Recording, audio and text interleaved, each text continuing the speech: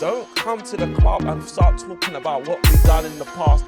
Talk about what you haven't done anything. Who's won a trophy this season? I said this season. You You ain't got a trophy.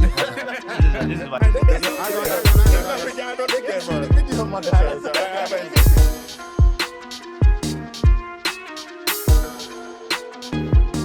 Good morning, good afternoon, good evening. What's happening, people? You're tuned into another episode of Podcast Pundits. I'm your host for the most. I go by the name of Strives, but you can call me Striver. And as we all know, I'm representing Arsenal. You can see I got the jersey on today. You know what I'm saying? Obviously, I had to pick the right moment to wear it. So obviously, this is the kit that we used to decimate Manchester United, and I had a couple of wagers and it paid for the kit. So I thought, let me just show the people who pay. Big you up, Matty Savage. Big you up, Ty. Big you up, Jay. Big you up, guys. So thanks for funding this kit for me. Yeah, when I'm repping Arsenal, if it's international duty, I'm representing England or Nigeria. And if you're listening to us or watching us for the first time, this is a podcast where we mainly talk football. We touch on other sports, a little bit of boxing, a little bit of MMA, maybe tennis, whatever floats our boat at the time, and maybe a couple of other topics here and there. But football is the name of the game, and you'll be happy to know that I'm not here rambling by myself. I'm joined by my fellow pundits. If I start going to my right, Oh, that me? that's yourself, bro. Hello, people. Yeah, Del Estrada, the man of the streets, the man of the people. I wasn't around last week. I was out cold of a man flu, man. So I'm back now, chopping up with the boys. So yeah, let's talk football, innit? You kind of look like you might still be coming down with some of that man flu. It's weird. I don't think I'm 100%. Yeah. I don't think I'm 100%. Like, I tried to go gym today. I was like, yeah, it's not happening. Damn, man.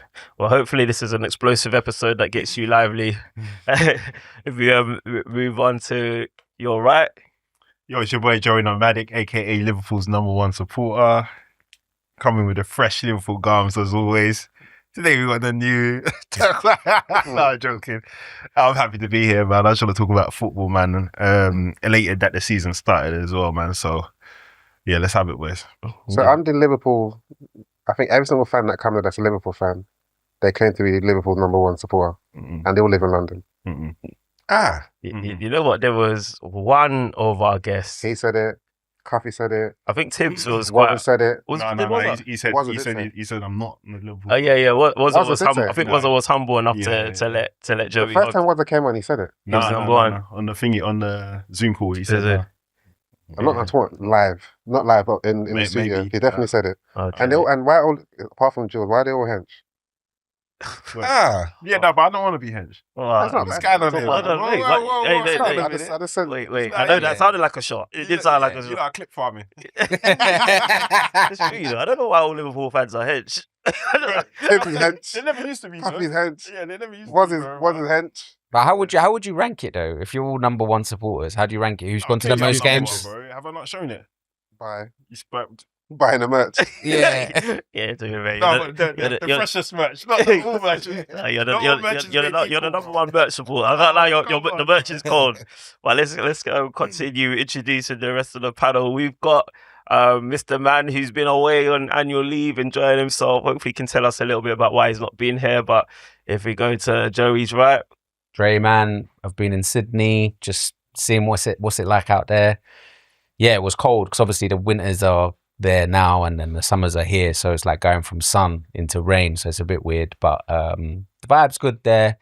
It's like being in London but like with more space. That's the kind of vibe you kind of get. Yeah, it was nice. Obviously come back to the Premier League game. Obviously we'll go into it when we move into the segment, but yeah, I'm glad to be back, glad the Prem's back, glad I'm here chopping it with my boys, so let's get into it. Yeah, did you were you keeping up with the pod when you was out there? Did you, or was it just a real holiday? No, I was keeping up with the pod as well. I was like watching it. I was impressed with the new studio. Like I'm feeling the setting in here. So first time for me, and onwards and upwards. Podcast Pundits. We never addressed the new studio last week. Yeah, I noticed that you didn't. Yeah, no, I just, you know, it was a humble flex, you know what I mean? A humble flex, like, yo, guys, we're growing, man. we're getting better. But listen, we've got a guest. First off, before I even introduce the guest, Marley Mar's not here today. Not sure where he is. Not sure why he's not here. But Madrid. Nah, he's a fade ducker. I like Madrid. Fade ducker. okay. Because all right. So then Estrada's giving him an alibi, but Yeah. as far as I'm concerned, it just seems a little bit too convenient. Idiot. Just too convenient, you know.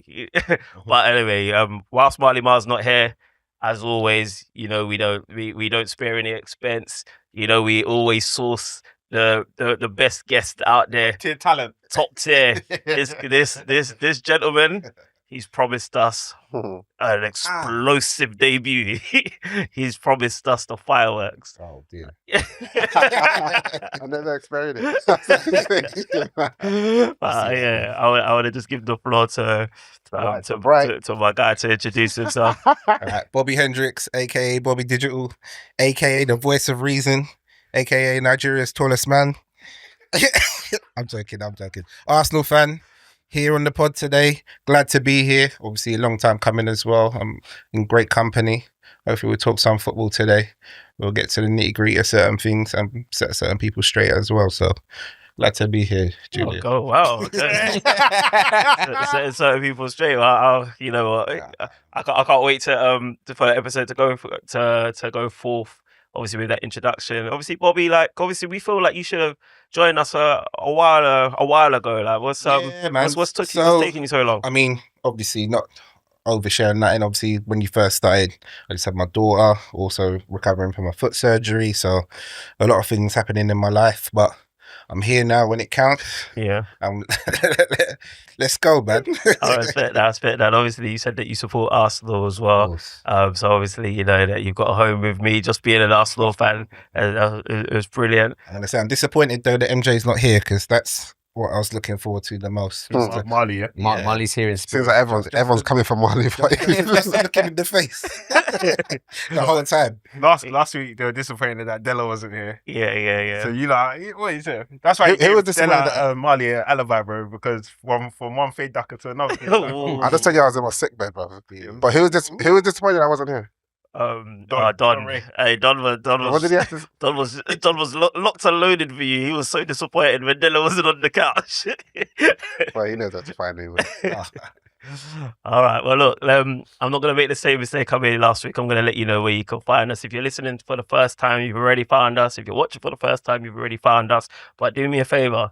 Tell your friends, tell your families, tell your spouses, let everyone know that you can just type in Podcast Pundits on all digital streaming platforms. You'll find us, whether it be Apple Podcasts, Amazon, Spotify, SoundCloud, maybe. We're just everywhere. And then if you want to interact with us on the social media, you can do so by typing in Podcast Pundits _ on X, on Instagram, and on TikTok, it's just Podcast Pundits. On YouTube, it's Podcast Pundits.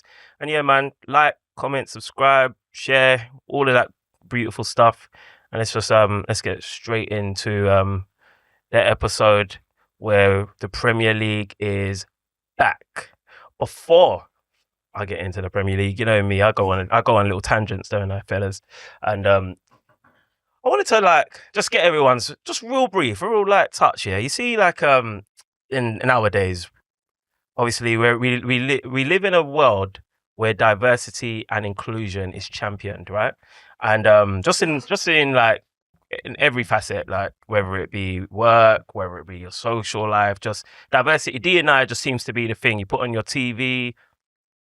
You can see adverts and programs. Everything is geared towards showing that we live in an inclusive environment in every aspect, whether it be your disabilities, all sorts, right? I want to hone in on the racial aspect. You see, in 2025, yeah, because we're all guys that have come from the diaspora.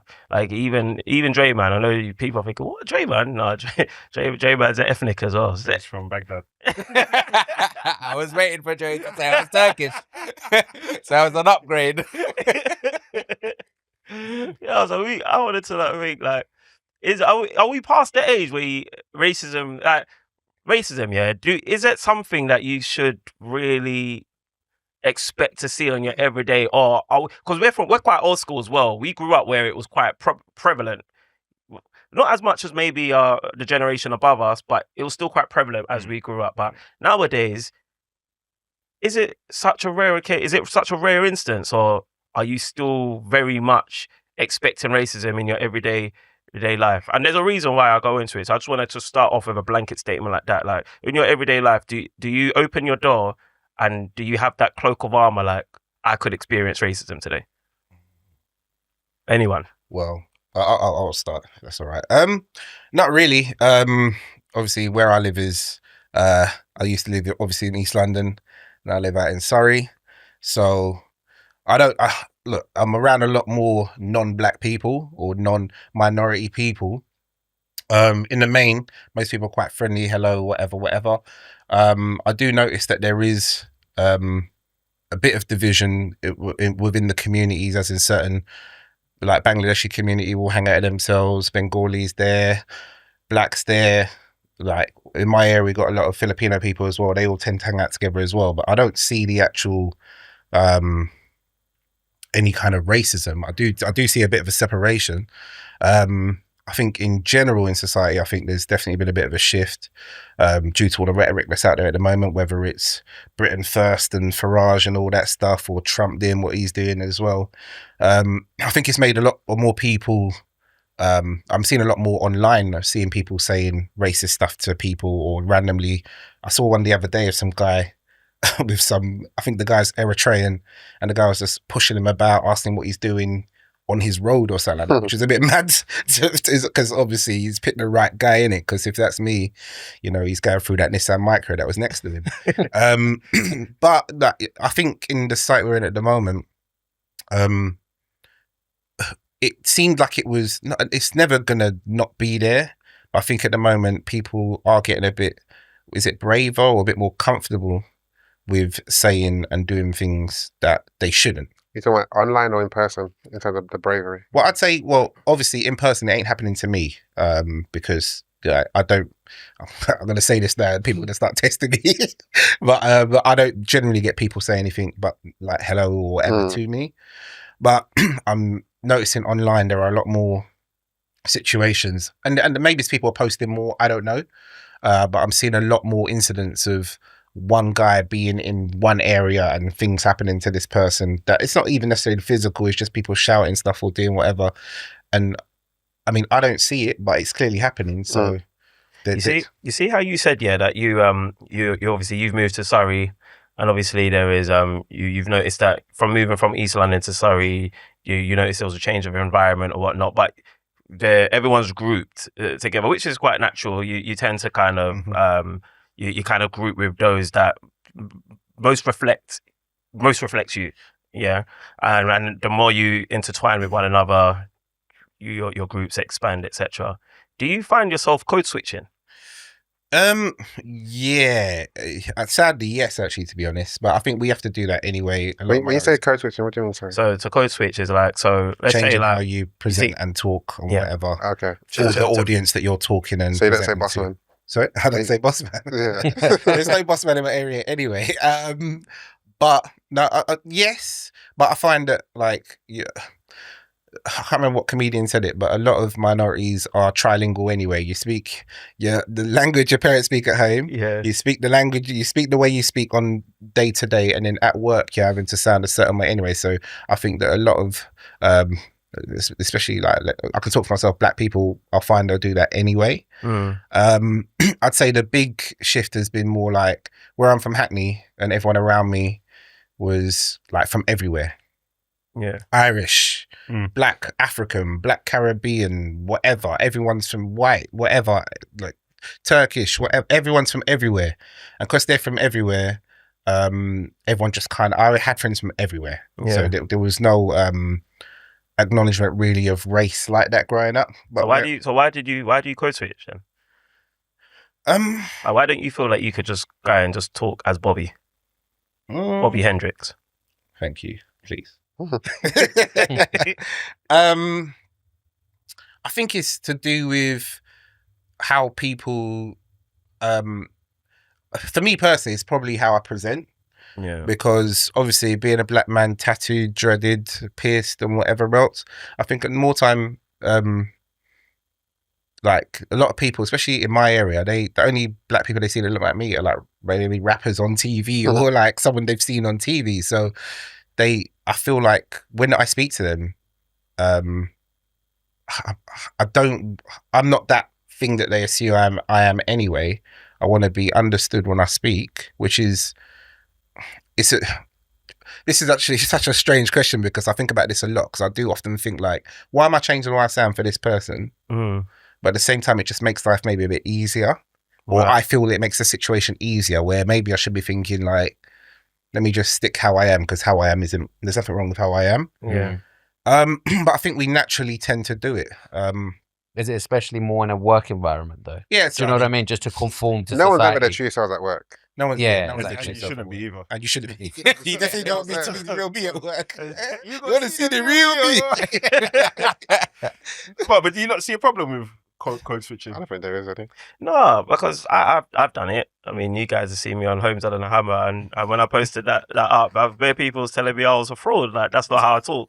That is how I talk. In fact, I'm code switching when I'm with you guys. Straight up. Yeah. Straight up, bro. When I'm with you guys, I'm trying to speak with Martinelli. So weirdly, code switching is a skill. Yeah. It's actually a skill to be able to.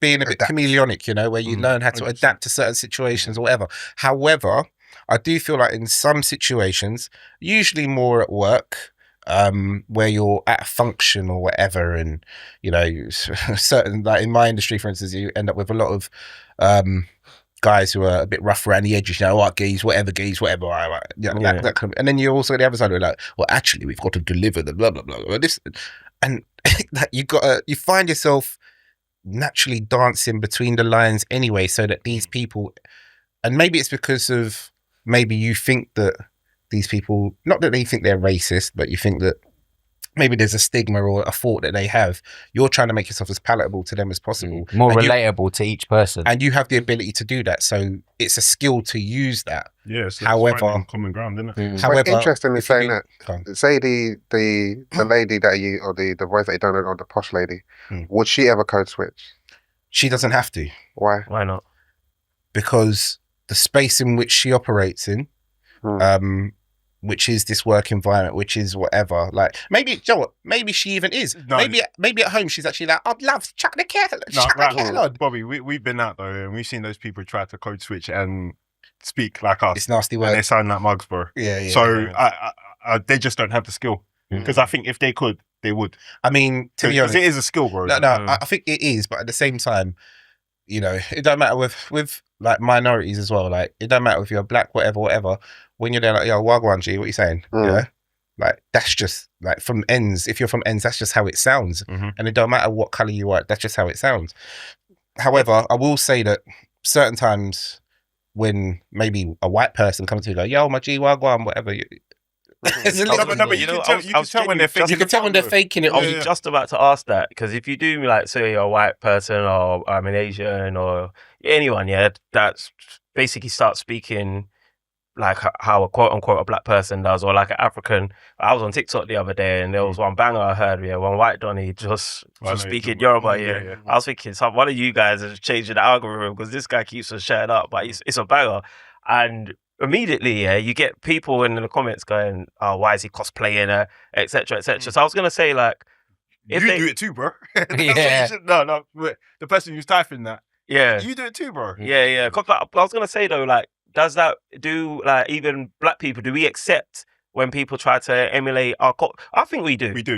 I think we do. Because we know bare people who are from the ends Yeah. who do it as well. We say you shouldn't be doing it, but there's a thin line between taking a piss and being authentic. You can Okay. do it authentically. So, like, I think you asked, does that person have to do it? I think they do. We're just not in them circles where they have to do it, for example. And sometimes when they do it, they sound, like I said, they sound like proper muggy. And then there's sometimes you do it. You might even sound proper muggy, but maybe the people you're doing it with are just like, you know what, Amy as well. No, the only reason I asked that question, because let's say, for example, we can go to a shop and speak in a certain way. Yeah. We can go to work and speak in a certain way. Or we can go to Costa's. Is it Costa? I don't get Costa. It's Costa. Costa, right? yeah, Costa, Costa, and then we'll speak in a certain way because of the. I'm not going to go say, hey, Bossman, do this in Costa, but in the news, I'll say Bossman. But I don't personally think that person will ever change if she goes to the news agents, Costa, or what. I think that's just her. What do you want to say? or Costa? them. What do you want to say? Yeah. Costa? What's the coffee shit? No, it's Costa. Costa. Yeah, Say yeah. Starbucks. Starbucks. Let's go Starbucks. Because usually like, No, I get what you're saying, but I think, like I'm saying, maybe not in those situations where we're around those situations all the time. But I think there are situations that they will go to. It's just maybe it's not Costa. Like, for example, I'm not gonna go to like a Costa and Tesco's and change how I speak. But there's other places where I will, because there's a benefit to me in doing it, and then sometimes there's absolutely no benefit at all. I think the thing is, honestly, I think that the space in which she'll have to change the way she speaks is less. Yeah. There's far fewer places. Whereas with us, it'll be 100%. work. It will be when you walk into the corner shop. It will be when you order, like even me being Nigerian, but if I want to order a quick jerk chicken and whatever, you know, I mean, I'm like, yo, auntie, what you saying? Like, what you got there? What bags you got there? Whatever. I'll do that. Don't do it in front of the pros. No. I just do it in front of my missus. And she hates it. No, I'll do it a little bit, just so that she don't mug me off with how much chicken she gives me. But like, you know, but when you find that even like when you speak to someone who, like, say, like, my missus is half Greek, so if I go to Greece and I'm speaking to people over there, obviously my English sounds a bit more broken or whatever, just to try and make them understand. That's for ease for them, but it's also still code switching weirdly. It still comes under my that. missus has pulled me up on that though. Yeah, She's I like, get pulled up all the why'd you time, speak like that to that guy? I'm like, so he can understand me better. Is this when you're talking to fellow Greek people? No, it wouldn't just be fellow Greek people. It could be like even someone at my work. Okay. That's obviously the English is not their first language. Yeah. So it's not even like putting on an accent. It's almost like slowing down my dialect for them to understand me better. So then, your audience, isn't it? yeah, I'm sounding like Joey Barton when he's from Marseille speaking to them, yeah. But at the same, I'll say this though. At the same time, say like if we go out like for a drink or whatever, and we go to like a bar down the road, and on the door there's usually invariably like a Nigerian uncle on the door, yeah. Even I'd be like, oh, uncle, like I have to queue up, or I don't even sound like that, but I'll still give him that just for for what I need to, you know, To try and relate. function, to try and relate, you know. So I think I will say that minorities have had to learn how to communicate with everybody else in a way that to make us relatable to them, and I think that we are so conscious of it because we don't want to appear like. But sorry, just to counter that though, because when I go to Nigeria, I see loads of Lebanese people, and they do the same thing. I see loads of like, not loads, but a couple like white expats, as they call it, because they're white. When they're out there as well, they also do the broken and the pidgin, even though the people out there understand English as well. So me personally, because I've seen so many other races do it in other places, I find it's more of a skill to make yourself understandable and find common ground with the person you're talking to. So it's interesting you guys have said what you said, because obviously you actually prefaced your statement by saying you don't feel like you face racism. And I'm not saying that you've described racism, but it just feels like you make a lot of effort to basically make your to kind of fit into your environment. Oh no, I have no. When I say race, like, so sorry, forgive me. So. Well, you don't expect racism. Sorry, I think that's what you said. Yeah. I mean, look, like, because it sounds like you make a lot of effort to circumvent. Bro, look, but no matter how you think there's racism on the other end of that. If you don't, I don't think there is. Well, no matter how you try though, like, there's always something. Say, for instance, like, number of times I've been in a job interview and I'm sitting there and they're like, all right, so you know, government name. Like, I've seen your CV, blah blah blah. We're talking about this, that, and whatever, and then. I'm then going, well, actually, yeah, I believe I can deliver this, because I'm trying to get this job now. Yeah. After I've told you everything that I needed to tell you about my skill set and my experience and how I excel, you know, invariably I have literally in the last maybe 6 interviews, the last 4, the first thing that come back to me is, you're very articulate. For a black. For a black. No. They come back and say, oh, you're very articulate. Now, for me, like, you could genuinely be thinking, right, like, this guy is articulate for any person, but I take it as, like, you didn't expect what came out of my mouth to come out from my mouth. Not But in your industry, people aren't articulate. In mine too as well. So it could be that as well. Though. it could be that as well, but I think obviously I'm not going into It's that. like construction industry. Yeah, bro. Like, yeah. It's you do construction. yeah, you know, yeah. bro. But I'm not going into those interviews as so. I hear what you're saying, but say like site managers or whatever, you expect them to been on the tools for a bit, whatever, making a segue into site management, whatever. Fine, yeah. If you're talking about someone who's on the tool, actually on the tools, whatever. But when you're getting into like mid-senior management positions, you'd expect that person to deliver would need to sound a bit more. Nah, that construction, Yeah. bro. There's geezers, man. Geezers are just Geezers, there's geezers all over. geezers. That is Fair work, play. work their way up. Yeah, yeah. Before I pivot the conversation, Dre, man, I'm interested in your experience because obviously you've had to navigate a scenario where, obviously you're on a podcast and you're like clearly like the only Greek one here, bro. So like in terms of what's been your like with you experience today, bro. in terms of like having to coexist in spaces that aren't the same space that you grew up with at home, kind of thing. Do you find yourself having to change, or do you feel like you can just be yourself? And I think, but the thing is, I think when you grow up Mm. in school in a multicultural society, yeah, you become wiser. You like adapt quicker. Your knowledge grows. Like for instance, if you had the same person like me back home, yeah, they wouldn't be able to relate to me as much. right, So London has almost opened my knowledge and like my experience yeah, to different cultures, different diversities. Do you know what I mean? And how like being in school like with different people, it's like, oh, I never heard what's jollof? What's Yeah. that? Then you are, oh yeah, I like jollof. And then it's like, oh, well, you never tried oxtail. Then it's like, do you know what I mean? So like you grow with who's around you, but it's in a good way. Do you know what I mean? I think if Dre grew up in the area that I live in now, because there are people say like, well, actually I shouldn't say this. Let's scrap this bit out. But no, but there are people that have grown up in the area that I live in now who have a minority background, but they grew up and spent every second of their life living where I live, and they don't acknowledge openly their heritage. So, you know, you would speak to somebody who's like, there's a guy in my gym actually who's like half Indian, half English or whatever. And he's like the biggest geezer in the world. But like you tried, if you even, I'm sure if I said to him like, so what do you eat at home? Bangers and mash, mate. You know, you don't want it. But where you've grown up in a multicultural area, where everyone's cultures are on show as well. So as you said, the Nigerians, you go by any community centre on a Saturday night and you're hearing the DJ blasting the music up. Yeah, like, exactly. The music, the treble and the bass is up and everything is up to the max and you can hear the speaker crackling from outside. Yeah. Yeah. But that's how Nigerians, that's how we've rolled. And then the Caribbeans do their thing, whatever. So I think obviously it depends where you've grown up as well. Because obviously I've grown up from Southeast London. Yeah. My dad came over here when he was 5, and then even back then he was like seen as an outsider. Do you know what I mean? He was like, you know, he used to say like people at school used to call him a Paki. He's like, I was Greek. Do you know what I mean? But they didn't know the difference. So I think obviously my dad growing up in Southeast London and then sticking in Southeast London is probably almost to be like, this is what you need to experience. This is like how you need to grow up with like different cultures and different experiences to make you a better person. Do you understand? Because obviously we're in 2025 now. We're talking about racism. But I feel like London probably isn't as friendly as it could be. Because obviously I've just come back from Sydney.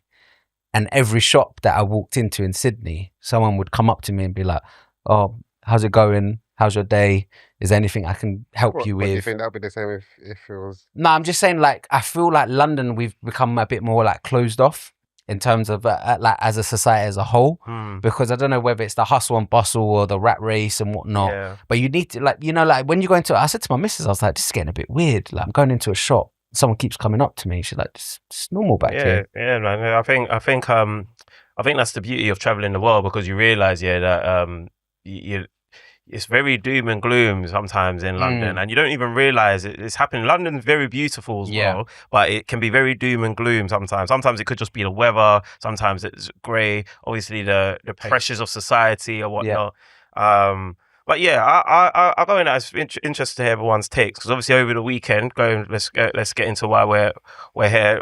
Thanks, Bobby, that you seem real passionate on this topic, man. But yeah, obviously we kicked off the Premier League. Bournemouth versus Liverpool, and obviously we had a funny situation where Semenyo was racially abused, and by some was he one of your fans? What do you mean? Like, Yeah, was he one of the scouts a lot? Was he one of your guys? It's Xavier. yeah, to he's gonna say it. Oh, wait, do it. Liverpool or I think he said enough still. Yeah, no, apparently he's a Liverpool fan. He was definitely sitting in the... Apparently, this is crazy. Yeah, because if you support... I suppose he was wearing the Liverpool kit. Hang on, let me finish. If you support Liverpool, in my opinion, Yeah, you can't be racist. But that's just my... so he said you was like, oh right, there's such people with it. Yeah, but like pretending to support Liverpool and being in the stands, isn't it? Like, Yeah. I didn't know that's happening, but yeah. And then I think what's his name? Was it Adam Smith? Who was Captain. he Yeah, was yeah. speaking, and he seemed very like, well, obviously when he's like giving his version of things, he's like, it's crazy that this stuff would happen in today's day and age, kind of thing. Like he's like, how can this be happening? And I'm like, in my mind, I'm like, quite simply, like this is When that interview happened, I was like, yeah, I appreciate the passion, but Yeah. clearly you're not aware with how this world operates. Yeah. And that's why I wanted to just like find out like what everyone else's experiences were, and that's why I thought it was interesting when Bobby said he doesn't expect it, but then and I think most of you have probably agreed, but then as we got discussing it, it felt like the way that we live our everyday lives kind of lends towards there may be. I'll caveat that. Sorry, not that I don't expect it. Yeah. I don't. It doesn't happen like that to me. Yeah. Yeah, and that could be for a plethora of different reasons. Yeah. However, I don't. I think that you'll be childish to not expect that. No, I don't expect overt racism in this day and age, if I'm going to be honest. Like, I know it happens, but in terms of the frequency of it happening, and even it happening to me in my life, it's literally never happened to me, overt racism. Yeah. In terms of the other kind I of think like... for me, it's area specific. In particular areas, I So feel. you won't find me in them areas, innit? Like, but maybe like, so for example, back in the days, we'll go clubbing in West End and we'll try to get in, and then there'll be that kind of racism where not tonight, lads. Of course, yeah. But then you're Yeah. letting in these Long other shoes. dusty dressed brothers come in. Yeah. So there's that racism, and then guess what? I just stopped going to those clubs because Yeah. You just I go where I'm go around and celebrating. accept it. I'm Celebrate, celebrating. man, it's good, boy. So like I just don't expect overt racism to happen. I think the occurrence of it happening in the UK is very low compared to some other places that I've been to in it. So like that's why I have a very low expectation of it. Especially in the Premier League. It's what's confusing as Especially in well. the Premier League, yeah. Like nowadays, like football is actually become quite diverse and very inclusive. Like Liverpool, you got people from all backgrounds playing for Liverpool. So I'm just baffled that a Liverpool supporter is abusing Semenyo. Like racial no, but abuse. you can't be baffled about that. No, because but let me tell you why. Some of your best players are black, bro. but let's have it right. There are racist Arsenal fans. There are racist Chelsea fans. There are just racist people in general. The only thing that surprises me is that this guy's not typing it. He's doing it. He's doing it. Yeah. On his wheelchair, bro. Yeah. So you're not even using your own legs to go and be can't even racist. run away. You can't even run away. That's what it is, bro. Like, He's really standing on his D. somebody bro. has assisted you and you use that assistance that they've given you to be racist, bro. That's crazy in my opinion. That's but- crazy. Does he have a leg to stand on? Whoa. Hey. Coming into your airways. Oh gosh, like I don't know if it's the right time to say it, but I do think, like, obviously the incident that happened. It's unfortunate that it happened, especially to the player it happened to as well, because Semenyo, by all accounts, seems like a pretty regular dude. Like, you ain't him, nothing. He ain't him. Like, obviously, if he'd done it to, like, a Rashford or whatever, the media has already kind of campaigned against him for him to think that he's lose his mind and say that. Yeah. Semenyo's inoffensive in every way, shape, or form. Yeah. Quality player, seems like a nice bloke. So it sounds like you're kind of saying that there's some No, people that's because occasionally racist. the media have created no. something I'm joking, to I'm hate joking. in Rashford, but Yeah. they haven't even created anything to hate in this guy. Yeah, Do you know what I mean? So like, what are you even? So attaching what are you to? even? Yeah, so what could have made you even? What could you have said to him? Like I genuinely, I'd love to know what you said to What him. was the score at that point? 0-0. Sam, so Taylor, it was 0-0, bro. I'm watching the game. I see Semenyo going to take a throw on. Then I see some guy shouting and walk closer. And I'm thinking, maybe he's like saying, you're shit or something like that. Yeah. But then, He turned back like Bill Cosby. right, he turned around, looked at him, and he carried on and threw the ball on the pitch. So I'm thinking it's calm, innit? Then like maybe about a minute later, ball goes out of play, and I'm thinking, what's going on? Everybody in the stands is like, what's going on? They're reporting it and all that kind of stuff. Yeah. It was so like nondescript, bro. Like it was one of those things where you just like I'm saying the other day I went to Palace versus Liverpool probably like 2 seasons ago, and some guy is just going crazy at Joe Gomez, bro. And I'm thinking, why Joe Gomez, bro? There's no relationship between Liverpool and Joe Gomez. You just singled him out. Yeah. So that happens in games. Yeah. So that's all I thought it was, innit? And then It's generic abuse more than. But what do you like? So obviously, not to ask a question because you're the question master. No, you can ask. But like, with the because obviously the Premier League directive of, and even I think it was maybe a FIFA directive about like when there's a racial incident in the stadium where somebody said something, like whether it's in the crowd shouting amongst themselves, or whether it's directed at a player, monkey, throw banana, whatever. There was the whole. Remember, there was that conversation about whether the players should just walk off the pitch, or whether the game should stop, or the referee to. I don't know, but there was also. I think they settled on the tannoy. Says like. Can we please cut out the racism? I don't know what they say, but there's a but they basically say like, you know, they do a notice across the stadium saying don't do that. Announcement. I think it happened in an England game or two where the black players are getting abused, and I think that it happened. The tannoy had to go off twice in the game. And what? So you're saying that the Premier League answers racism is to announce that there's been a racial incident, or they tell the crowds what the hell's that to gonna do? everyone precisely. Hey! So, but they tell the fans basically to cut it cut it out, and then obviously I think if it happens over 3 times, then the referee can stop the game, and then whatever, right? Now, so there's a free time. There's a free strike you're out for crazy. racism.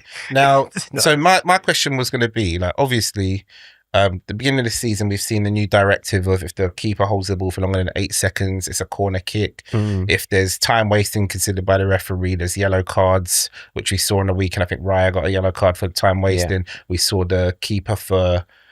Was it in the? I think it was Sunderland, maybe. Was it in the? What game was it? Where the? It might be Sunderland West Ham. Was that the one? No, wasn't it in your game? No. I think The one where the corner was given. Well, Tottenham. No, it's Tottenham game. Tottenham Okay, game. fair Yeah. play. Sorry, forgive me.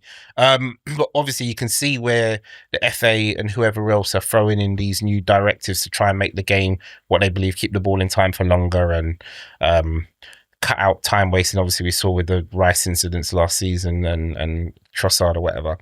I'm very concerned that the Premier League's prepared to make all these changes within the matches, in the way that they believe will make the game better, but we're still at the point where when a player gets racially abused, we're on the tannoy.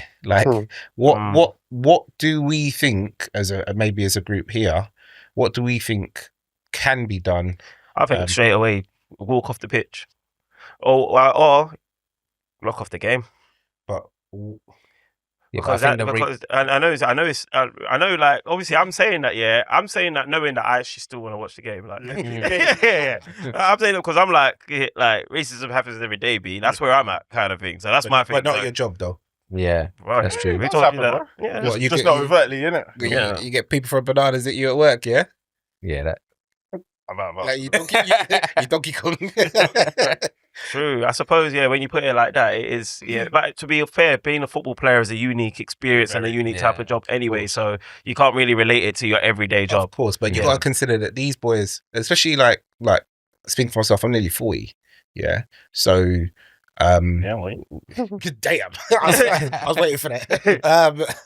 But obviously, growing up at the time that I grew up, in particular, I saw these incidents in football all the time, and I've seen it in society. So But that's what I mean. so I'm Like, you used have to, so- like, if you actually want to get an aggressive reaction and a change, or at least some sort of aversion to it, you have to have an equally aggressive, precisely. consequence. Precisely. And if you love and you pay your money to go football, and everybody knows that this game's locked off because this idiot has decided to spout a racial slur, then I personally think that's some way towards fixing it. Bro, you'll get rushed. Wait, Strat, sorry. Let's run that scenario. Arsenal killing it in the Premier League. 5 points clear, 2 games left. 2 games left. Yep. Yeah.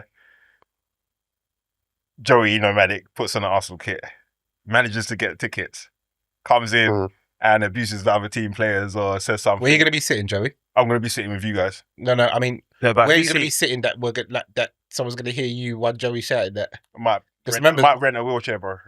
You know what I mean? No, I'm saying, but I'm saying, like, I'm following the logic. Yeah, I'm going to do what's necessary. Worst case scenario. Worst case scenario. I'm going to do that. I'm going to... Anyway, yeah, so I'll come and I run that scenario and I do spout some racist abuse or something that is guaranteed To to get who? the crowd with, going with, crazy. Wait. with everything and with anything, yeah. Black With anything, yeah, there's snagging in it. So, like, Yeah. it's the same thing happens, and then you do some investigation and you find out Joey was an imposter. He actually wasn't even an Arsenal fan. I can change what team I support. But I can change what- well, that's my thing, though. but you'll do a deep dive. You'll realize your origins is this guy was actually a Scouse fan. Yeah. Whatnot. And then we find a way to whatever happens. No, because the you want the punishment- Premier League to enforce the punishment, though, Strikes. innit? So if To be you want the Premier League to enforce the punishment, it has to be something that you said is going to be aggressive, like a points deduction, Yeah. or something that is going to make everybody but want so- to beat up this guy. Wait, who's but sabotage. Just cancel. Just stop the game. It's not that deep. So, for instance, like, if you, like, say, like, in this incident that happened on the weekend, yeah? Yeah. What happened is that the guy said whatever he said. We don't know what he said. Yeah, exactly. The game was stopped momentarily. There was a bit of, like, a conversation going on. Allegedly, people that sat around and pointed them out and said he said what he said, yeah? Mhm. In that situation, the person was then removed from the match. The game continued. Yeah. That's actually, for me, honestly, like, that's valid for that situation. Yeah. Yeah. If we're at a point where a section of fans are doing that, say like you've scored, like remember when Balotelli was getting all them things Yeah, after it's Eto'o? true. When it's happening from a whole bloody stand, Yeah. at that point I think that's where because that's not one dude, that's not just you. That's, Yeah, no, that's you see what I fair. mean? So I think in those situations, I don't know whether it's a point deduction. I don't know what Default win. or default win, but I think that what happens then is that group there can't all not be. My thing is that I hear what you're saying, but you have to just follow that logic exercise at the worst case scenario, as Dre said before. Worst case scenario, it can happen. So you have to have punishment that is that can be carried out in all situations, regardless of what the context is. So if you cancel the game, what happens? You cancel the game and then You have to replay it later. Yeah. That's going to mess it up for both teams. Yeah. Maybe- Mess up the maybe- fixtures, Mess up the TV fixtures, coverage. mess up the money of Yeah. the league and everything, and it's going to mess up the money for the club as well. Well, then So- maybe then you penalise the team who's So, playing. and then I'm a saboteur. If I'm a saboteur, then you're going to penalise the team for people who are just coming in to mess it up. So Yeah, then what that's do you true. say then? So what do we do then? We just accept racism. But that's what we do in society, bro. Okay, so So, and football should be reflecting of society, because you can punish people for racism, but at the end of the day, it's I don't know if you believe in freedom of speech or whatever, but I feel that people should have the freedom to say stupid things, so you know they're What stupid. about the freedom of consequence though? Of course, like, but that, if I say something Not freedom of stupid, consequence, you know what I meant. if I say something stupid to somebody, I'll be a fool to not expect a reaction. but from that's that why. person. So that's what I'm That's what the discussing. reaction We're discussing what The reaction is for who though? Yeah, but we're Not for that person. It's for I'll give you an No, example. but so Joey, if you see, like, you grew up with siblings, yeah, Yeah. Let's say, that you've done something mad, and then your parents now punish all of you, Yes. not just you, all of you, because of what you've done. Like, so let's say it might have been back in the days, we're gonna get McDonald's, and then you've done something mad, so now your parents says, no, it's gonna be rice and stew now. Yeah. You get home, you know what's happening. Like, soon as they go to their room and those doors get closed, you're getting punched up by your siblings, kind of thing. And you know, sometimes I did it purposely, bro, because I'm beefing everybody in the house. So I don't care, bro. Nobody's eating McDonald's today. Yeah, but then everybody. But I'm saying, what I'm like- saying is, there's a consequence here that if you get rushed well enough, I got rushed. you're probably not going to try that exercise again. My head is hard, bro. Yeah, so, My head is hard, but bro. we know that you're just different in Yeah, general. yeah, but yeah, I'm just talking about just in as a general rule of thumb. And what I'm trying to say is sometimes that kind of like. Yeah, but Stravs, let's say for example that happens now. I'm an Arsenal supporter, and you did it. I don't want to have to rush you, bro. I just want my points that I pay money to come and watch the game. Let it be points then. Yeah, So there has to be a harsh enough thing so that it becomes a done deterrent. anything wrong. The players on the pitch haven't done anything wrong. So why are you being punished collectively? Because we're a collective club. Like the club is made up of your stakeholders, your That's crazy, bro. But I know it's Because crazy. You can't control people like you that. can't control people, but you can. You can't. You cannot, bro. Bro, That's why he's people are in prison. disabled. He In the might have world- mental in the issues world- you don't know, innit? Exactly, Like, bro. you No, don't know but the state of these people. No, but I'm not in the giving him an world- excuse. I know, but in the world, you can always control people with fear and discipline. You can always do. That's how we control the whole society. Yeah, but we punish them individually. We don't punish them collectively. Yeah, so that's true. that's the only problem that you can't enforce collective I punishment. think I saw like Nicolas Pepe the other day when we had the friendly against Villarreal. Every time he touched the ball initially, the Arsenal fans were booing him. Yeah, that's right. For some dumb reason. I don't know why, but they were booing him. But then quite quickly, the rest of the fans in the stadium what's Pepe done to us apart from... Exactly, bro. They started clapping, and every time they tried booing, they just louder then. Yeah. I think in that respect, if that kind of thing's happening, first of all, those people feel dumb because you're booing somebody that everyone else... Like, the majority of the stadium is like nullifying your noise. Yeah. So that's one side of it. And also, you're showing like that you're trying to... Solidarity. And that's where I am though, because like again with the free speech, you have to let people who are stupid say stupid things, and then you have to let people who are correct and intelligent show that this is the more intelligent way of thinking, and show them that, beat them with. So here's a question: is that better for society then? Just when I say in society, I mean just taking that as a snapshot there. Yeah. Mm-hmm. As a society, we all watch somebody stealing a bike. Yeah. And we'll just be like, "Hey, my bike!" Yeah, turn your head. Yeah. Mm-hmm. That's kind of how things are now. Exactly, but as we should be encouraging people to like do the right thing. So in a football stadium back in the day, especially in the 80s and 90s in this country. After this, I want to crack on. We've been talking about this for half an hour. Sorry. But there'll be like people shouting all kinds of things at Millwall, whatever, and people just quiet say like, I don't want him to whatever. But if you know the consequences also going to be you're complicit, your silence is being complicit. It's not, bro, man. You can't. That's unfair to say, bro. Because if I clap you out, I'm changing. Maybe that's a way of combating it, but you can't say silence is complicit because, like, bro, I've got a lot to deal with in my life, bro. I just don't want to have to deal with that as well. Like, life is tough enough, man. Yeah, I personally feel like, what you're saying is valid. I don't think it isn't invalid, Joey, but I just do feel like sometimes a collaborative and community punishment can sometimes hit home hardest, and I think. To speak to Rat's point, I don't think what they're doing at the moment, this Tannoy thing, I don't know if it's kicking racism out of football. That's trash, bro. Yeah. But the thing is, how take a knee as well tomorrow. You can take a knee. Everyone's going to take a. I promise you, like like my final point. I bet next week there'll be more knee taking. The fixtures next week. It's going to be like, as you know, stand against racism. We're going to take the knee. Anyway, we were just bullshitting. Talking about that. The actual game though, what are you saying? Because Ekitike was Ekitike he came onto the scene doing his thing, and like I said Ekitike is coming from a better league. I said Ekitike is a good player. Or I was speaking highly of this dude and saying that this guy, like, for that price tag, I think Liverpool would be expecting particular numbers. You've pushed back quite a bit. And so far in the Community Shield and in obviously the first game of the Prem, Ekitike looks like the Premier League is his bread and butter already. It looks like he understands it. It looks like he gets it. Even what he said at the end of the game, where he said he realizes that he has less time on the ball, and he just seems like a player that gets it. As a Liverpool fan, that was a little bit apprehensive. He didn't even want to take my bets once upon a time. No. What you thinking now, like, since seeing him? No, nothing's changed, bro. Like, okay, this is gonna sound crazy, but everything you're talking about that he's done is what Darwin Núñez done when he first joined the team. Scored in the Community Shield, the winning goal, and scored in his debut against Fulham. But did he did he look like he adapted to the Prem and understood and got it in the way that? But you can't say it's only been one game. But the reason why Can't you sometimes tell though? You can tell, but at the same time, it's only been one game, isn't it? And exactly. And what I saw from him does not scream goal scorer. What I saw from him is a guy who treasures linking up and laying off the ball with one touch, playing very simple football, pass and movement. That's what I saw. I didn't see somebody who is dead set on banging goals.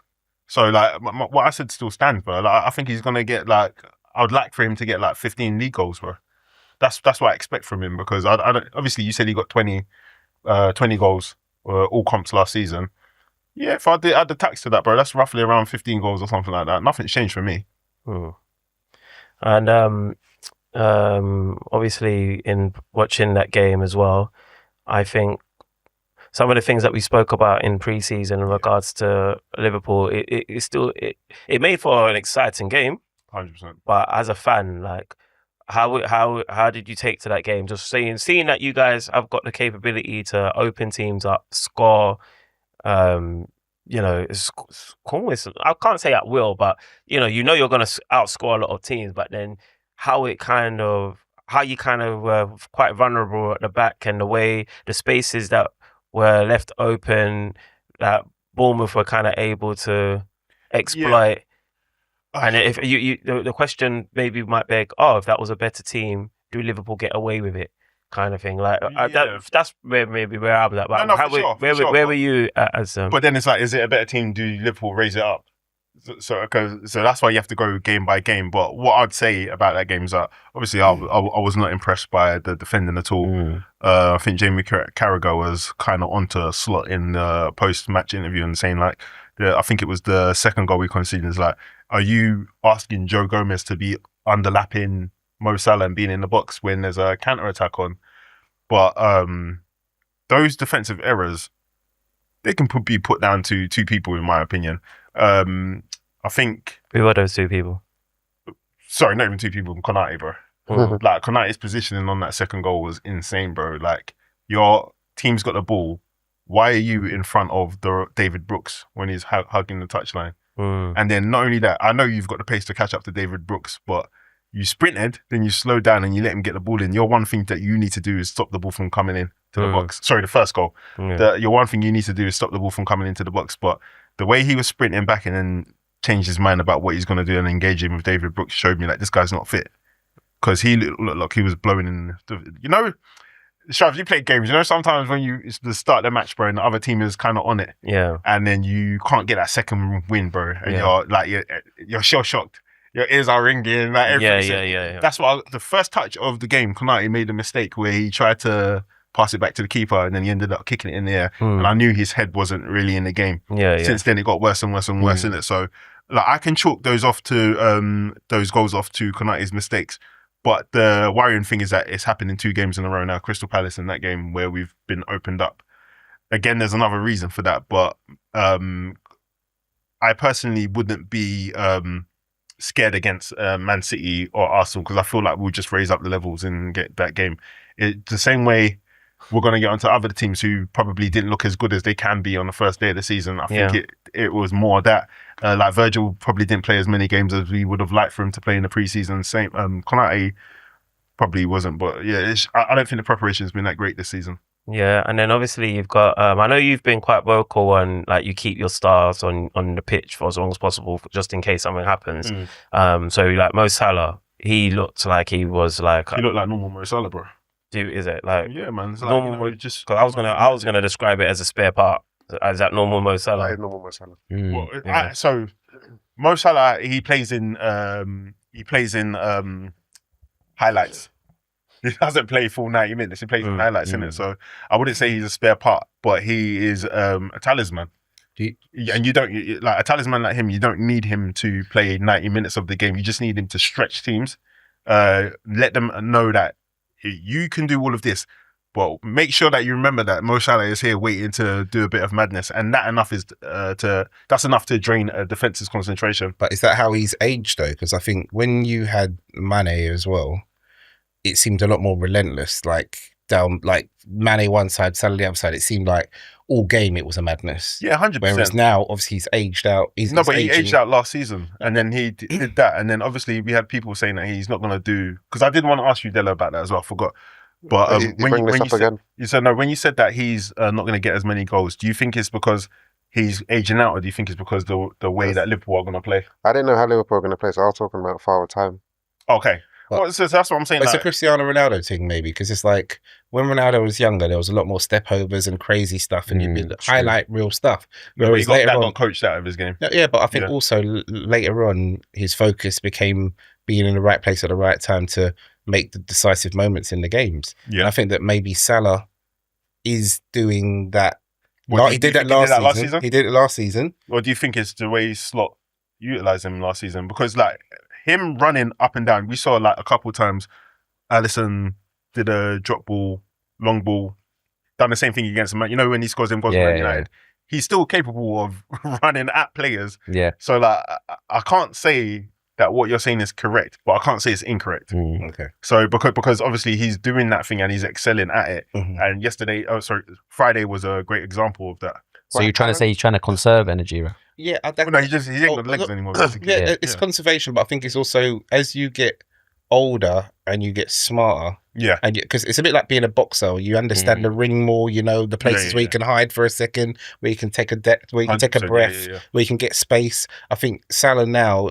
He knows, everyone knows who he is and what he is. And this is something that maybe, not to get onto it now, but maybe Saka needs to learn as well, which is that they're going to mark you out of the game because you are dangerous and not every single motion has to, Salah will get the ball sometimes, just roll it in field. Yeah, he'll do that now, just roll it in field and just take up a new position. Whereas he's done that, though, no, man. but I'm I feel- not I feel- seeing much difference in his game. I feel like Salah before, when I used to see Salah before, it seemed like he always wanted to have a bit of a go. Remember the manager who you're talking about Yeah, when of you course, say of this course. is the manager who wants everything. So I don't know. Heavy. So let's think. I don't know whether it's a tactical change or whether it's a Salah becoming more wily as he's got older, realizing that I have to pick my spots. Like even like on what was it Saturday, the way he came alive for his goal was crazy. Yeah, Friday. Was it But Friday? Sorry, again, Friday. it was another long ball over the top. Yeah, bro, but he so- came alive and he knew how to get that ball onto his right foot to tuck it away. Yeah, and that shows that he's definitely still got all that electricity in him, but he just picked a spot. Whereas the rest of the game, I didn't even know he was particularly there. No, But if that continues, I don't know who described him as a talisman or whatever, Me. or talisman and described him as a spare part. How long can it continue whereby he may seem like a spare part, but he doesn't have the output? So if he doesn't have the output, how long can that continue for your team? What do you consider output? No, output and goals and assists. Because that's Well, essentially what he's there for as a talisman, isn't it? Because he's not doing anything else. Okay, so it's a hard one to answer because he's always provided goals and assists. And the question is if that dries out. Kind of, because let's say, like, for instance, there was a time when you guys it's 2-2. You've got no recognised strikers on the pitch, but Mo Salah is still there. No, but we've transfer wise, our business has led to being weaned off of relying on Salah. Like you saw, they paid 90 million for Ekitike. They paid 116 million for Florian Wirtz. Maybe we're gonna get Isak, maybe not. Like we've acted in a way that is future-proofing the club, so that we're not necessarily relying on Salah. But then we're whilst still we seeing Salah staying on the pitch though when he's literally not doing much. Yeah, but what do you mean he's not doing much though? But he's Because done that before, and he's creating still chances in the game. So like, what do you mean he's not doing No, much? the question is the one I asked, which is if he's being a spare part, doing what Salah will do, but he's not getting the output. But spare part, I can't answer that because he's not a spare part. in my No, but opinion. okay. Well, let's say however he's been described as he's not being he's not really involved in the game, but he'll come alive and score a goal. Okay. Yeah, so if that happens, then he goes 90 minutes and he doesn't come alive, he doesn't score a goal, doesn't get an assist, does it for a number of games. How many number of games would you say, okay, right, yeah, Salah, we can't have you in a team like this. Get there, innit? Yeah, we'll cross that bridge when we get there, to be completely honest. But just because obviously Strauss called him a spare part, but first, within 4 minutes, he created a perfect chance for Virgil van Dijk, a header that should have been a goal, in my opinion. So it's like, why would you take that off? Unless you have somebody who's better. So you're basically saying that you stick with Salah because there's that moment of brilliance that can come at any moment, because that's kind of what I'm statistically speaking. Yeah, and he's still doing it. Yeah, like it's a money ball, isn't it? Like, because I know some Liverpool fans and that have, on the contrary, would have been more than okay with Salah being substituted. Yeah, no, again, because remember we had a team of players that weren't playing necessarily well. Not a team, sorry. One or two players. There's more than one in it. Florian Wirtz got hooked on a 62nd minute. So what do you make of even Gyokeres and Frimpong kind of being hooked at the same time as well? Like, because obviously a lot's been made of Slot's like tactical nuance, like the nuances, his tactical prowess is up there, and he kind of gained that at like a blistering pace last season, whereas this season it seems like he's still trying to work out your team. Frimpong apparently had a muscle thingy. That's what Slot said anyway. Okay. But when it happened, and I didn't know that, I was questioning it because you brought on Endo. Why not just bring on Joe Gomez score in the game straight at that away? time? It was 2-2. No, sorry, 2-1 to Liverpool when he made the change. Then they scored the second goal. So it was a 62nd minute. Okay. So I was questioning it, but I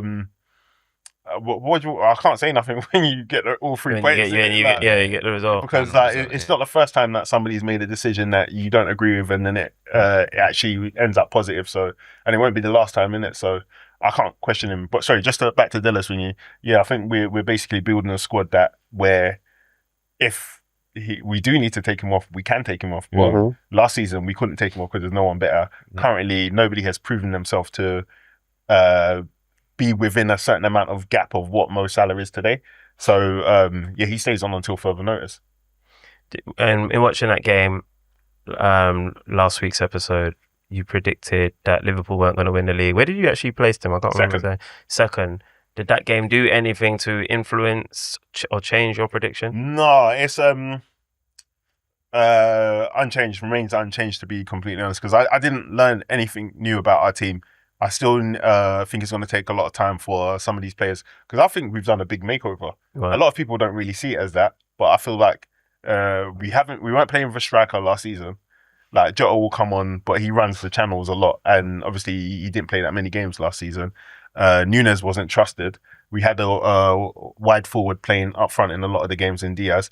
So this is the first time we're playing with somebody who's actually a target man as well, you can go long and he can maybe bring the ball down. Like, I saw him having battles with Gyokeres and he just henching him out, but I wasn't expecting that from him. So we're adjusting to a new potential style of play.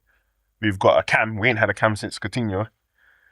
He seemed a little bit lightweight in the game though, right? 100%. Like, you know how it is from the Bundesliga, man. Like Ekitike said it, bro. Like there's no space here. You have to do it. So like Wirtz has come onto the pitch, bro. Like, but loads of times he'll pick up the ball and then he hasn't scanned. Yeah. So somebody's just nicking the ball off him, and then that's not what you want to see on your your debut.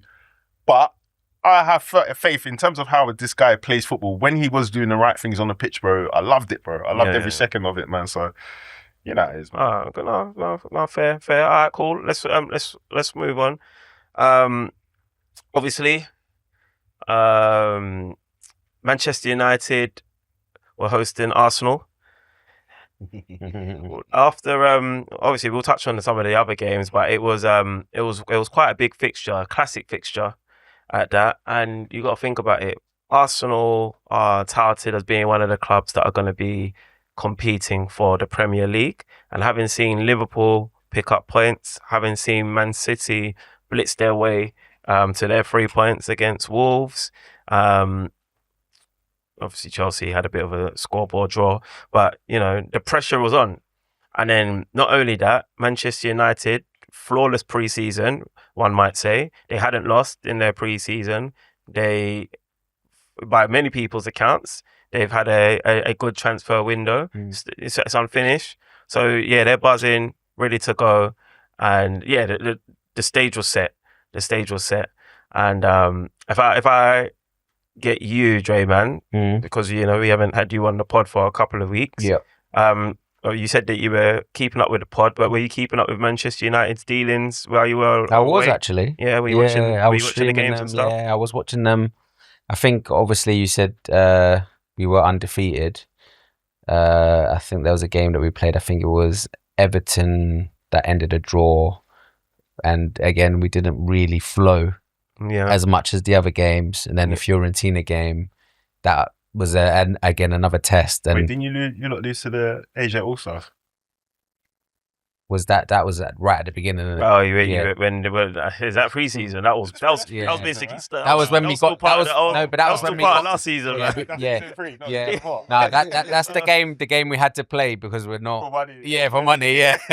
So yeah, to build character. exactly. Yeah, that's what we had to do. So yeah. So I'll be honest. Going into the Arsenal game after watching those last two games, when I first saw the lineup, first thing I thought was like, oh, like Arsenal's midfield is gonna boss us. Yeah, because you see like Casemiro there, you know he hasn't got the legs. You think like Rice, like Zubimendi in there, or the guard.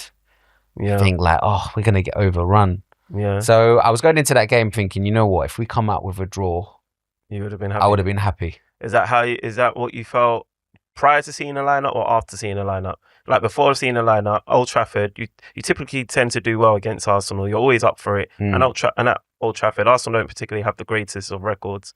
I still would have taken a draw. Okay. Yeah, draw was in my mind. Yeah. Like anything more than a draw was like a bonus. Yeah. Like on the first game and of the season. and then the game kicks off. What are you thinking? Game kicks off. Manchester United come out of the blocks. Yeah, we come out the blocks flying like we normally do because they got a point to prove now. And yeah, just overall, I just thought it wasn't Arsenal's best performance, but it was very end to end. Even though I would say like Arsenal were probably like lacking their usual like nous, if I would call it, like like you like zip the ball quickly and like to feet, and in terms of like your whole play was just a bit jagged. Yeah. It wasn't your usual free-flowing football. I was a bit surprised. Yeah. Like I expected more from you. So, but when I'm still seeing it like end to end, I'm like, oh, but even when you go on an attack, you could still score. You got Gyokeres though, who looked maybe a little bit unfit. Yeah. A bit unfair on him to maybe start him as well. He's not trained much. Probably like fans expecting a lot as well. Because I'm probably like one of those guys when I saw it, I was like, oh, we should play Sesko. Then I'm like, this guy's not even trained. Like Amorim knows what he's kind of doing. So yeah, overall, the only thing I can really say I got out that game was United looked better than what we've previously looked. Well, when you say it looks better, what exactly? In terms of attacking and in terms of like we weren't like slow. Yeah. We was fast. We was like popping off shots. Had more of a style of play or identity. Exactly, and I feel like when I looked at the stat or something, like it was the first time we've like had 20 shots in a game since the last time we beat Arsenal like 8-2 or something. Okay. Do you know what I mean? And so like it's a step in the right direction. Yeah. But like I said, I've put Arsenal to win the Prem in my predictions. Yeah, I'll get onto your predictions because you went ahead too. Yeah. But So like they're not falling short. So in my mind, they played crap, but you got the 3 points, and that's what you need in the Prem as well. Yeah. You need both. don't worry, Rafa.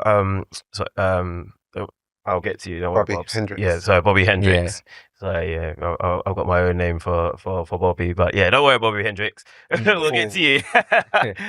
Big old pause. Yeah, big pause still. But Della, obviously you're quite onto Ruben Amorim in regards to you're kind of just onto him in his lack of style, his lack of identity that he's forcing onto Manchester United. I was trying to kind of get out of Draymond a little bit in terms of the things that he might have thought were good, and I think Draymond kind of focused on where Arsenal were bad, which is fair.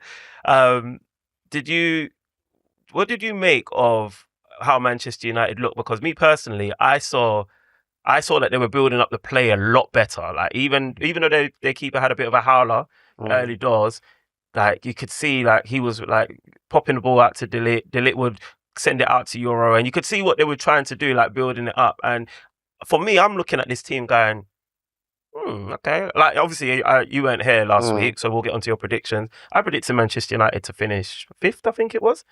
And that's a big upgrade from finishing 15th. So obviously I guess I thought they would look better. Yeah. So obviously that's been quite onto them. Are you of the similar frame of mind where you're like, yeah, this team is looking better, or what are you thinking basically? No, they're definitely looking a lot better. What I was saying about Ruben last season was saying what you're trying to do right now is not working. And as a coach, just adapt and do something else. Then you can have your pre-season, get them to understand what you want them to do, then go again for now. And he just wasn't doing that, and it wasn't good enough to say, yeah, we're doing what we're doing and still finishing 15th. And as I said, that there's a domino effect in, like, if you constantly lose games, it impacts the mentality of the team and so forth. But now he's had pre-season, and on top of that, they brought in good signings. You got Cunha and Bremo, very good signings, and you can tell how much of an impact they have in that team. And in terms of how they played against Arsenal, it was very much, they made the pitch very, very, very, very big. Yeah. You know what I'm saying? So sometimes you had Dorgu literally wide left. Then you had Bremo wide right. Then sometimes he'll come in and then Dallo will overlap. And this year, I know United fans are saying they should have started Ahmad. Or maybe he just wanted to be a bit cautious because Ahmad going forward is better. Yeah, exactly. But obviously, he saw the game. He started the game, was playing. He's like, you know what? We can take this game to them. So he thought, okay, cool, and bring on Ahmad. But I do think, okay, I won't talk about Arsenal now. But yeah, generally, to answer your question, I feel like there has been changes and there has been improvements. The big question is basically how are United going to fare against a team that doesn't come out to play them? Let's say they go and play a Fulham or whatever. He said, let's sit back. Okay, what can you do? And I'll let you come in, Ralph, and Bobby. And I do sort of feel like that was part of Arsenal's strategy, whereby let them have the ball. We can play on a transition. And there was a few times where Arsenal had chances, but the execution or the final passes wasn't the greatest. Do you think Arsenal actually set out to like say, all right, have the ball, let's see what you do with it? A bit. Rather than being forced into that. Like, a bit, because how many times have Arsenal, for the last few times Mikel's been at Arsenal and played United, if I can recall, I think most times he's probably dominated. And how many times have they won? That game when Anthony scored on his debut was at Anfield. I mean, was it at Emirates or Old Trafford when he scored? That was against Old Arsenal. Trafford, yeah. Exactly. Again, that game, it was pretty much, maybe I think Arsenal probably dominated, but again, they lost or they drew. I can't remember the score. And there's been many times, FA Cup, Arsenal dominated, they lost. So maybe sometimes, and I think this is one of the things that maybe Arteta's been criticised in the past of just playing one way. Now he's going to be a bit more pragmatic and say, you know what, this is what these guys, and they just want us to make a mistake and they're going to pounce. Now we've got a different personnel to try and play more in a transition. And that first game of the season. Yeah, and to your point, I think the most important thing was just Old Trafford buzzing. Yeah. My question to you was going to be, sorry, because you said about your opinion on Amorim last season and him not being a bit more pragmatic and changing his way. Do you feel that, because I don't think he's a terrible manager. I think he's actually a pretty decent manager. I feel like he did what he did last season to ensure that, like, he knew he probably wasn't going to get fired. I mean, the relegation would have went fine. Anything short of that, he was fine. I feel like he stuck with his guns and stuck with his method. That way he could show maybe the board that this player here, this guy here, it doesn't work. And he wanted to show it in a way that something had to happen. Whereas I feel like if he actually managed to string a couple of results together and did whatever, then you just end up in the same position again where you're saying, like, a good point. Oh, we have to keep so-and-so because he actually had played a blinder. But but not in the system that I want. Do you see what I'm saying? So I think that he did it on purpose. I get that, but at the same time, it could have gone horribly wrong. You know what I'm saying? And let's be real, it's just fortunate that United that they, despite them finishing 15th, they're able to go and bring in Bremo and Cunha and Sesko. Horribly wrong. No, that's what I'm saying. Though, even they went horribly wrong, but because of it's United, they still got the pull to bring in somebody. I thought because they didn't get into Europe, there's still going to be a massive gap. Hence why I said the whole thing about Newcastle. I thought there was still going to be a massive gap for them to start clawing back. But obviously, because of them being a global brand, they still attracting the likes of their forward line. I never expected them to get their forward line because they're good to go now. You know what I'm saying? Of course, they need midfielders and maybe a new goalkeeper, but that forward line is probably how Liverpool were when Klopp first came. It's like, we can go machine for machine, B. Yeah. You know what I'm saying? Definitely. Bobby, obviously Arsenal fan. Obviously, whilst I'm doing the hosting, I'm going to rely on you to break it down for our Arsenal fans that tune into the show. What did you make of it? Because obviously, I think you and I, we speak off pod, and we've had some explosive conversations to say the least. So I feel like you're very aware of my stance. I feel like we're aligned for the most part, but there are differences in some respects. But just for those that don't know, prior to the game, how did you feel about Arsenal's business? How did you feel about Arsenal prior to going into this game? And then compared to where you were at, how you were feeling, how did it translate in that opening game of the season? Our business, I think, has been pretty steady. Like, it's Arsenal business. You know what I mean? Like, we, even from Wenger times, like we could scream out for one profile and get a completely different profile. I think, but this year, I think that we have got Zubimendi in his quality, controls tempo, so that's brilliant. Norgard is great cover experience in the Premier League. Gyokeres it was Gyokeres or Sesko. I mean, toss it up. Like, neither of them have like great Premier League experience, so you know it depends on what who you fancy really. Who did you fancy in that regard? I actually wanted Gyokeres, and I can. But you know, we can get onto. I'm sure we're going to talk about him. The memes have for sure. I think the only business we've done this summer that I had question marks over was Madueke, because I, as I said to Drayman before, I wanted Kudus actually. For that kind of money, I would have had Kudus, Cunha, and Buemo. I actually still quite fancy having Semenyo. In, to be honest, so that's who I said it in one of our groups. Like, he signed a contract though, hasn't he? So but it's only 1 year extension, and you know, I think I heard something about us being linked to him today. To be honest, so did I actually. So we'll see what happens. What's the source though? It's been a few actually. To be fair, I think I heard it on that. I don't want to say the dude's name actually, but I've heard it on a couple of podcast dudes things today. It wasn't Ornstein or them. It wasn't Ornstein. Got to take it with a pinch of salt. Or Ben Jacobs. Ben Jacobs. Yeah, you got to take that one with a pinch of salt. As he said it, though. Was it Indy? It wasn't Indy. Exactly. It wasn't Indy. I would say if it was Indy, I respect Indy still. You see, sorry. Go ahead. Sorry, I was just going to say, like, I know everyone's talked about Rodrigo or whatever, but Semenyo is actually the one that I probably, like, it's available now that I probably want, just for the chaos on that side of the pitch. In regards to, what was the second question? Sorry. It was like, all right, cool. So how you felt about the business, and then obviously how you felt about feeling however you felt about the business and how we'd set up to for the Premier League and for the first game of the season. Having watched Manchester United versus Arsenal, how did it translate for you? What was your feelings on the game? It went how I expected, to be honest. I think the first game of the season, you definitely just want to escape if you can with a win.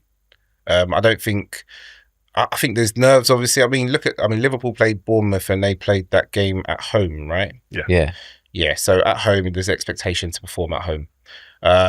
Man City played against Wolves. That was away, but it's Wolves. Like, no offense to Wolves, but you expect City to.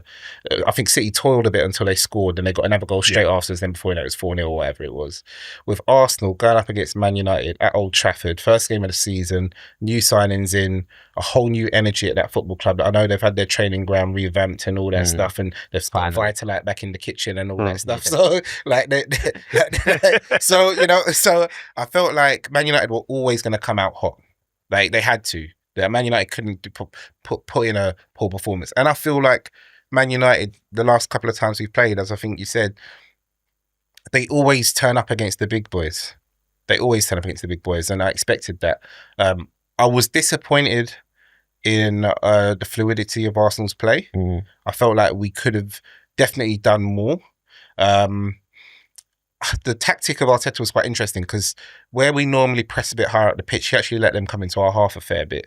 And I think he did that because I think he felt like if we pressed higher with the pace they had out wide, especially in Buemo, you notice Man United, actually their tactic is something that they threw back to from back in the day, where they never usually play through Arsenal anyway. It's always like a long diagonal ball. And then that diagonal ball catches the wing back or left back or right back out of position, and then you can kind of get something into the box from there, or something happens, right? I feel Arsenal gave up ground very early on in the game, especially after we scored as well. It was like we were non-existent as an attacking threat. But we just stayed quite cagey and tight. We got lucky, I think, because there should have... I know that people may not agree with me, but I think it was a penalty. But when Saliba went into the back of Cunha, I think it was a penalty. And I think we were lucky. I feel like Arteta, I know we're 22 games unbeaten against the top six at the moment, which is fantastic, because we used to come and get licks from everybody.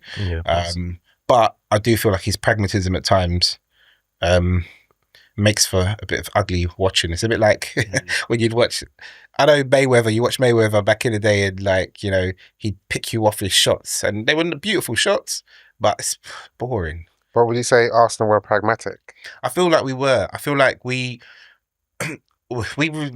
did a style of game that I've seen us do a couple of times and I don't enjoy, which is where we kind of soak up pressure a bit and then we try and pass the ball out and the tempo's too slow. So they're shutting us down and eventually we hoof the ball up the pitch and then they just come back at us again. What do you think the tempo was slow? As I said, Arsenal had about like five transitions and they just messed it I up. think I even read that it was one of the fastest in terms of tempo, fastest that we played in recent I hear what you're saying, but I think like more time, it felt like we were soaking up possession more than anything else. Pressure. And I felt that even our out ball, say for instance, like when Gyokeres was on the pitch, first, as you said, he looks a bit leggy, he looks a bit sluggish. He's had his summer wasn't the best summer for him because there's a lot of controversy around his move and he was on the beach refusing to play and stuff like that. So I don't think he was particularly sharp, but there was one or two occasions where he muscled the lit, even though the lit done him the same way as well. But I feel like the whole point of having him in is if we are under pressure, that out ball's meant to get to him and he's strong enough to hold it up and bring people into play. I feel like he wasn't fit enough for that yesterday. It's a bit unfair. Which meant that the ball kept coming back. And then Havertz, when he came on, same thing. And he kept the ball for longer, but at the same time, we couldn't get players close enough to him quickly enough, I felt, to make it impact at that end of the pitch. Our best chance came towards the end with Madueke. Yeah. And that's not good enough again. I mean, Man United is Man United and they turn up. But when you play Liverpool, Chelsea, City, It'll be a different approach though, man. it may be, but I think that I've seen it enough from Arteta where I feel like this is trending a bit now, where like the season before last, we looked sharp. It's not nice to watch though as a neutral because obviously you know you lot are capable of playing good football. Exactly. And it's like, So what's not nice to watch? just this hardback. Remember when Man City, you lot beat Man City one? But I don't think it was a bit similar. It was like, I get you can do this defensive stuff, but you can also play great football. But I don't great think football doesn't win leagues. Let me say personally, I don't think they played how they normally play in like let's say last season or previous seasons. And I do feel, and obviously this is what Dunn was saying when he was on a podcast about when he went to go and watch the game, he felt like Arsenal could have played the ball faster. And what I was saying is that it takes time because it's too lazy to say, yeah, play the ball faster. But who should play the ball faster? The defender? As soon as they get the ball, they should loft it. The goalkeeper? Who? And no, that's what I'm saying. It's like who? And you can't, it's a team game, so you can't just say, yeah, get the ball and look for Gyokeres and go too fast. And I think that's what Arsenal were making a mistake at the weekend. I felt like they were trying to get the ball too quick over to Gyokeres. But my thing is that essentially, and what the point I was making is that it's going to take time. It's going to take time for Arsenal to adapt to this style of play and likewise Gyokeres to adapt to Arsenal. And what it is that obviously you can take the pros and cons of the game. The pros being Arsenal won. The cons are they didn't play very well. But you can sort of see, like, okay, what Arteta's trying to do, what I think he's trying to do is, like, okay, saying we know we can play a certain type of way, we can bore teams to death and pass them and basically have them camped in their own half. But now we've got a new player, so the sooner, and as I said, my stance is I wouldn't have started Gyokeres, but I understand it. I'm not against it, but it's like the sooner we start getting all of us to start thinking to play in a certain way, the better. And it's going to take time. And the thing is that once it's taken, the most important thing is that as it's taking time to gel, you don't want to be losing games. So the most important thing to go against United was just win. But you have to see that it wasn't the same style that Arsenal was playing. I hear that, but I think there was also a bit of my issue with the game yesterday was Arsenal. When I say risk, we take risk in weird places sometimes. So around the back, we're trying to move the ball around the back, and you know when the tempo's not there, which I felt the tempo was just off yesterday. Yeah, I felt like it gave too much encouragement. Whereas I feel like if you just kind of we could have simplified certain parts of our game yesterday. Tried to be a little bit more expansive with it, and we would have actually deterred them a bit as well. But I feel like we played a game yesterday that I don't know about you. I actually watched it at home. I don't actually tend to watch big games around other people because my blood pressure. And if someone says something to me I don't like, I might you know. So I tend to do that. But I was literally in my kitchen cooking dinner. And I'm like, a number of times I was on my haunches, like the gaffer, thinking to myself, like, what are we doing in this position? But what were they doing in that position, or that you saw? I felt like we were too. I felt we were too slow. We invited too much pressure. So we're getting the ball.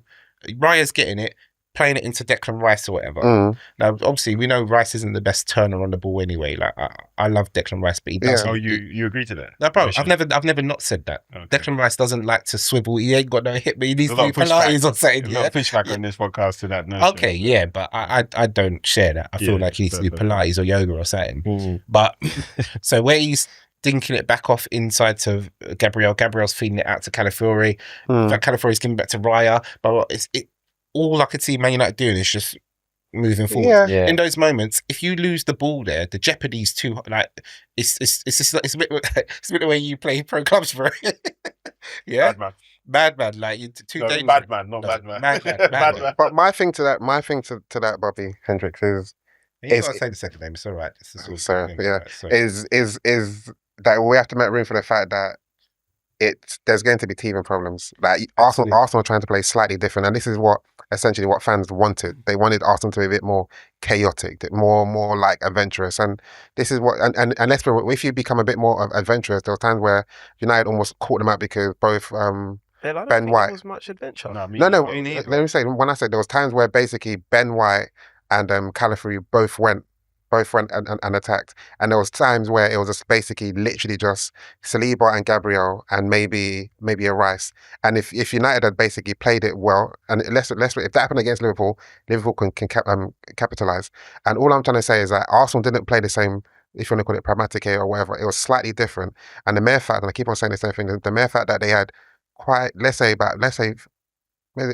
to 5 chances in transition. If maybe Odegaard had basically done a better execution, in maybe there was times where or better run for Martinelli. Yeah, the times where Martinelli, Saka, and Gyokeres, they both ran through the centre, and it's all teething problems. So essentially now it's like, okay, we know. I keep on saying this thing. We know how to play this way. Now we're going to work out how to play better in transition, and that means let's review it and say, okay, when we're in transition, Saka don't run straight, Martinelli don't run straight, run wide, let Gyokeres run straight, and if anything, you can run wide, then you can pivot and go for centre, and then you can give Odegaard more chances to give you the ball, and it's teething problem, and I don't think it can only get better. Because everyone saw Arsenal play. Yeah, no, but this is the thing of football and fans. Because let's say when Arsenal played Villarreal, everyone hated it. It was there to say, let's do this. Played Bilbao much better. Now played Man United, and as you said, you guys haven't won against United for God knows how long. No, we have. At the stadium at Old Trafford. I think. You drew last year, innit?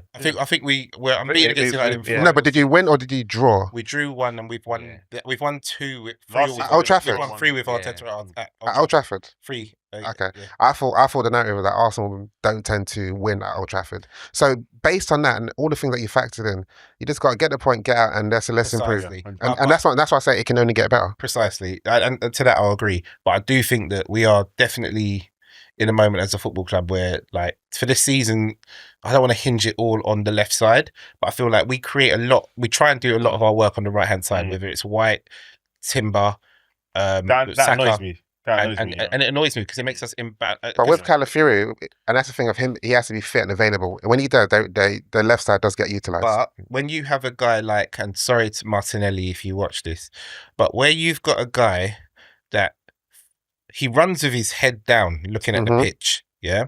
So if there's anything going on inside of him or even outside of him, the decision making is completely not there.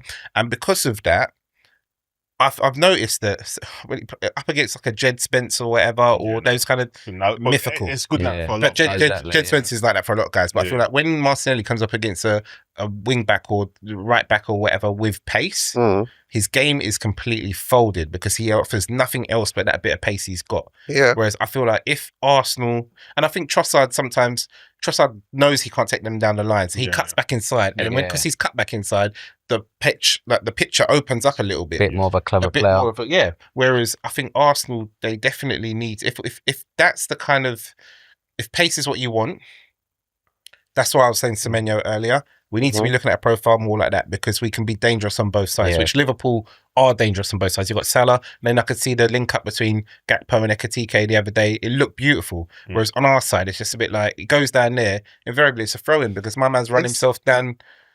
To your point, so, let me just say this quickly. And I think, again, I keep on saying it will take time. And I think And if you just look at how they are in terms of if you do your scouting pieces and you see how Gyokeres tend to play, he normally drifts out to the left. And Martinelli, he has to come to the terms that he's not a dribbler. His best asset is his Spreading behind.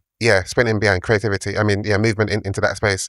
So Gyokeres can probably evade that space, and Martinelli went into the centre. You've got Calafrio on the left, and essentially when Semenyo gets comfortable, he likes to play forward passes. So Martinelli, I don't need you to dribble, just run.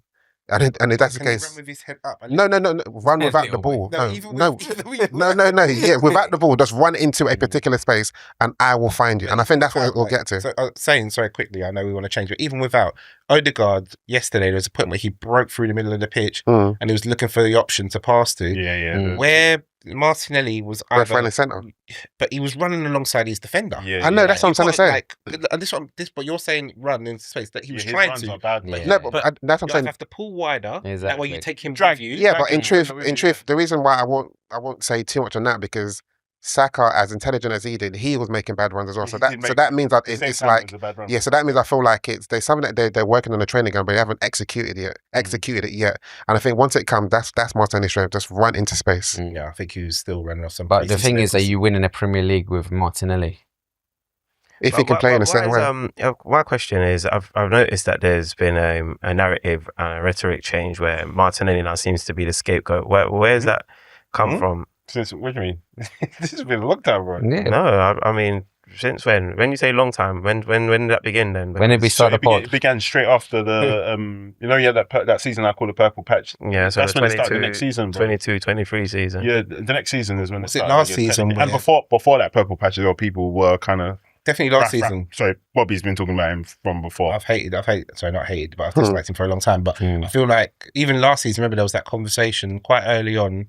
Actually, it wasn't last season before, when it was like with the January Trossard came, there was a question about should Trossard be started over Martinelli, and the reason why is because of his intelligence. Martinelli, like, look, I don't hate any individual player, I don't but I just say it how I see it.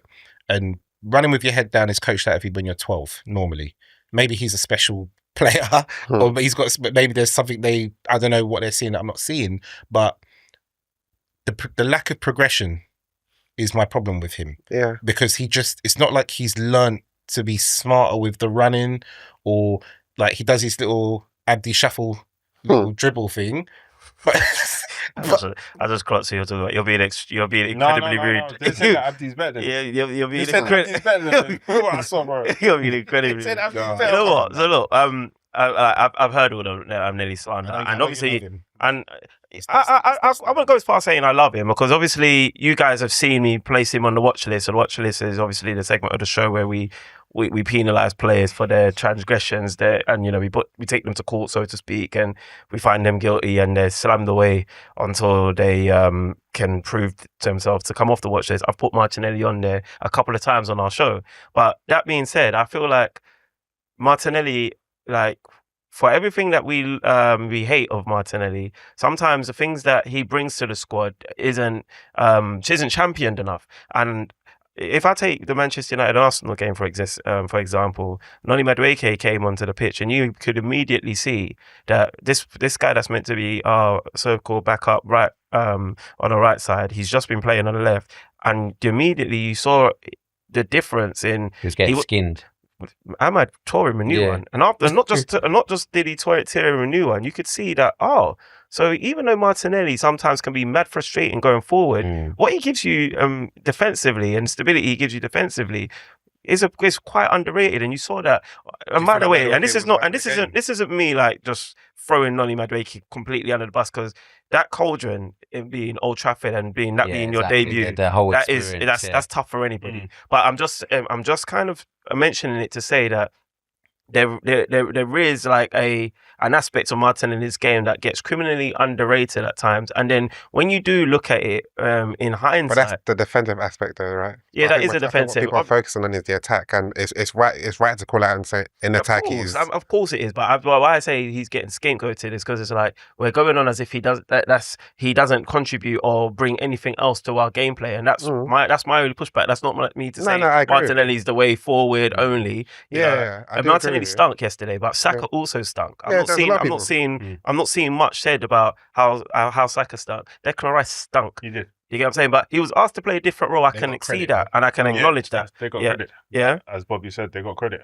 they can have credit, but in that game, I can't just sit there and be like, Martinelli. When I'm seeing even Zubimendi, like he was quite valuable in the turnovers or whatnot. But for me, Zubimendi, like his vertical play is great. You see that he can play the ball, break the lines. But there's sometimes where I'm looking at him, I'm thinking, you could probably scan a little bit better. Like there was a time when he played the ball across the goal, and I'm thinking that could have been mad dangerous. Are you saying it after? class pass? Are you? It wasn't that class. It was a good pass. It was in my part, it wasn't that class because it then what happened afterwards. I think we passed the ball off the pitch. I mean, we all played rubbish, but I'm just saying that was, in my opinion, that wasn't the pass to do. You could have done one of your vertical passes. True. So I'm just saying that there was, and that's not to say Zubimendi played rubbish. I'm just saying that we collectively, Arsenal didn't play well. Now I'm not doom and gloom about the performance. That performance, I've been doom and gloom that, I take a lot from pre-season. I didn't think that we were playing well during pre-season, and I wondered,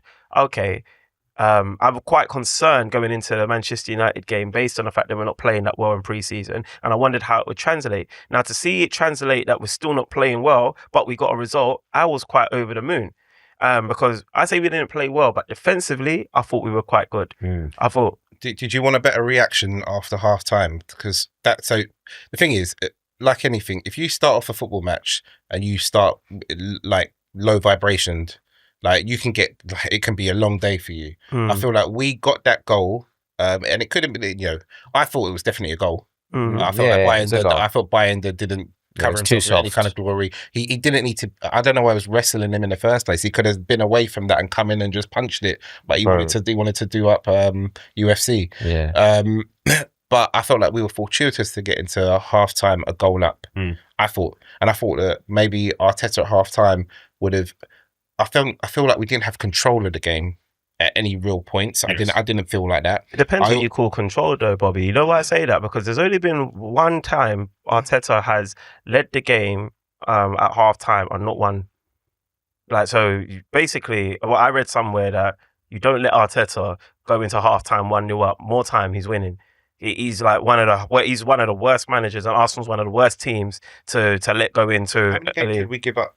How many games did we draw last year? I think we were top draw. We were the draw specialist. Well, maybe it's not lost. Maybe it's not lost then. But I'm certain the stat is Arsenal 1-0 up to Strides. What Strides saying? We're Arsenal winning at half time in those games. And To be if honest, the stat may be I valid. don't know. It's the yeah. answer. Because what I'm saying is, there's very much a possibility that Arteta has gone into that half and he's like 1-0 up. I'm seeing the lay of the land. We're just looking this up. They can't get, because really and truly, like Della, I think you said it. You're interested to see how Manchester United fare when they're up against low blocks, whatnot. Now, if Arsenal decide to execute a disgusting low block, Manchester United probably aren't going to penetrate it. And I think that's what Arteta went to. To answer your question, Bobby, do I want to see a reaction? I can't lie, there was times when I was nearly falling asleep because it's not the kind of football I like. You get what I'm saying? But in terms of the reaction, that was the reaction that I wanted. I said just last week, I'll take a stink fest all day as long as. But the thing is, I would say, Strabs, like back in the day when United used to go, like when we was with Fergie and would go to Highbury, we know we weren't seeing the ball with you guys. You guys would play us off the park. Yeah. But we'd at least create 3 or 4 good chances in the game that we would take. And I think this is what Bobby's trying to say as well. But to your point, But what's that going to do though? What I'm saying is, I don't think it's... No, but you lot are speaking in hindsight, No, retrospectively. you know what, Joey? I'm speaking of someone. I'm speaking of someone that has suffered. I'm speaking of someone that has watched us go to Old Trafford and dominate so many times. Yeah, not only have we dominated, there was a game that we dominated, and then I'm seeing Jesse Lingard dancing at my stadium. Bro, I'm not talking about domination per se. What I'm talking about is like.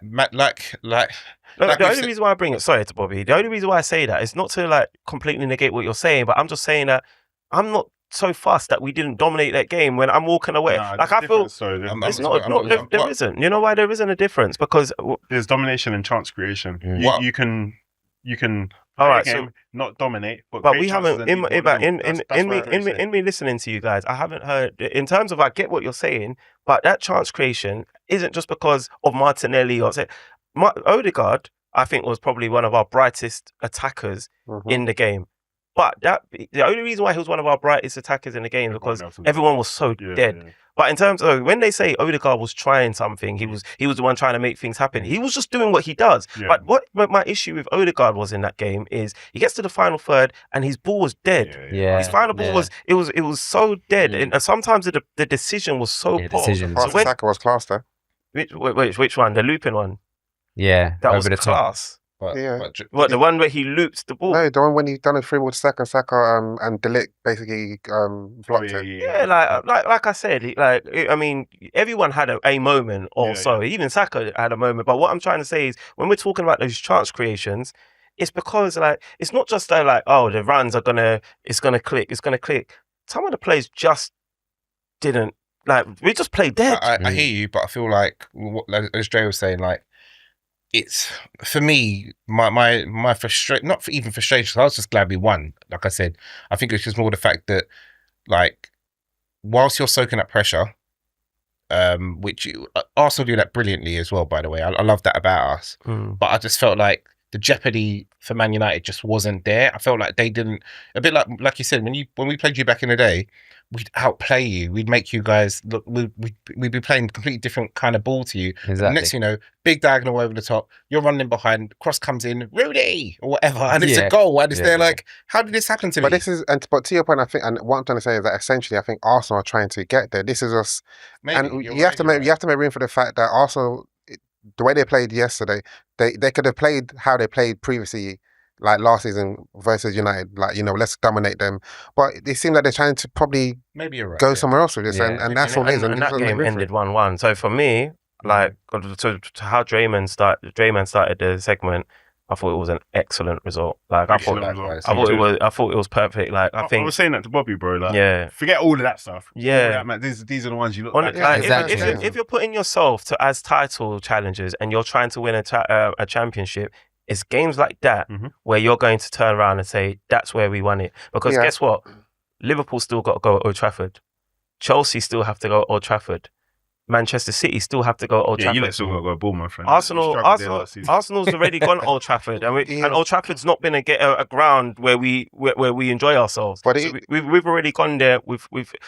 Let's go to Leeds. Let's go to Leeds now. Let's get another one, and then if we can go to the, Anfield with 6 points in, maybe by then, Bobby, you might see what you build on it. But I think high blood pressure first game of the season like that.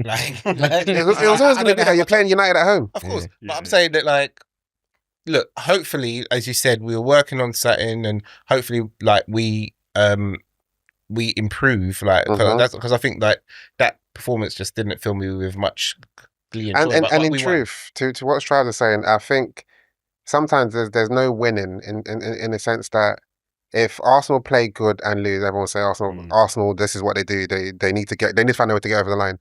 Right. They went to United, they played shit and they won. This is what the narrative should be, that this is the stuff of champions. Exactly. Yeah, definitely. It's that simple. And you know what I don't get, Della? That's simple. You see, Arsenal fans, why are we complaining so much? Don't care about the performance. It's going to come. People. I don't. Wait a minute.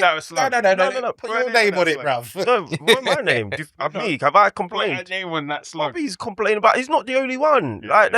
Arsenal fans all around are complaining. I'm thinking, how? What are we complaining about? We have just beaten Manchester United, first game of the season at Old Trafford, after having a horrendous pre-season in terms of performances. Happy with what Arteta did, then so happy with I'll be honest with you, Bobby. Yeah. Good. I'm happy. And let's see what happens in Leeds. Leeds is where I'm now expecting the reaction. That's where all the stuff that Della's spoken about, what we're practicing against opposition like Leeds. No disrespect to Leeds, but I'd expect for it to come off a bit better. I'd expect for you to do your videotape analysis. I expect for the players that played dead to turn up and make a better account for themselves. And I expect for a better all-round performance. And then we go to Anfield. Then we can start talking. Old Trafford, a game where we struggle to get points. Damn, I only asked that question about Arteta because we already had our Arteta Yeah, no, but the thing is with me, just because I feel a particular way about Arteta, I have no qualms in like celebrating the things that he does well you know what I mean? I feel like I'm objective about him. People just don't like that I'm ready for somebody else to take over. But let's move on. Whoa. I'd be remiss if I was to let you walk past. Well, we haven't got the time. We haven't got the time. We're going to talk about the fat guy that was playing up front for you, bro. Oh, Gyokeres. Yeah, but the highlight reel was insane, bro. Yes. Yeah. You know what? Well, yeah, because I was getting roasted for Verts on Yeah, Friday. that And was then mad. But we didn't roast Spurs on No, here. but I was just saying I was getting roasted. I'm So, like, what? Andy, Okay, 'cause what- remember you did that celebration when you signed to him?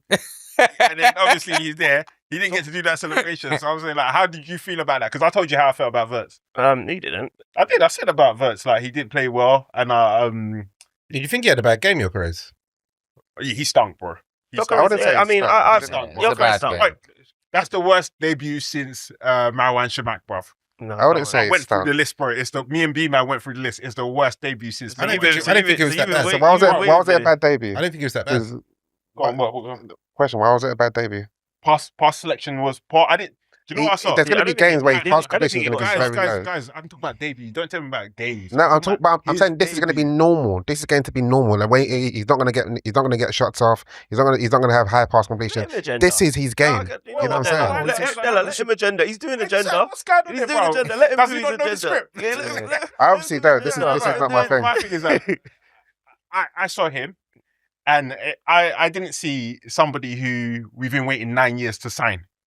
That's what I saw in that debut. Yeah. Obviously, debuts doesn't mean that's how it's gonna go. Della. 9 years My- to sign. Sorry, what's 9 years? But Yeah, but this is childish discourse because Oh my gosh, someone let just us says have it, bro. someone Why just. you being the police I'm for? not being, but I can't entertain it because I didn't ask you to. we just said we just said that he hasn't had pre-season.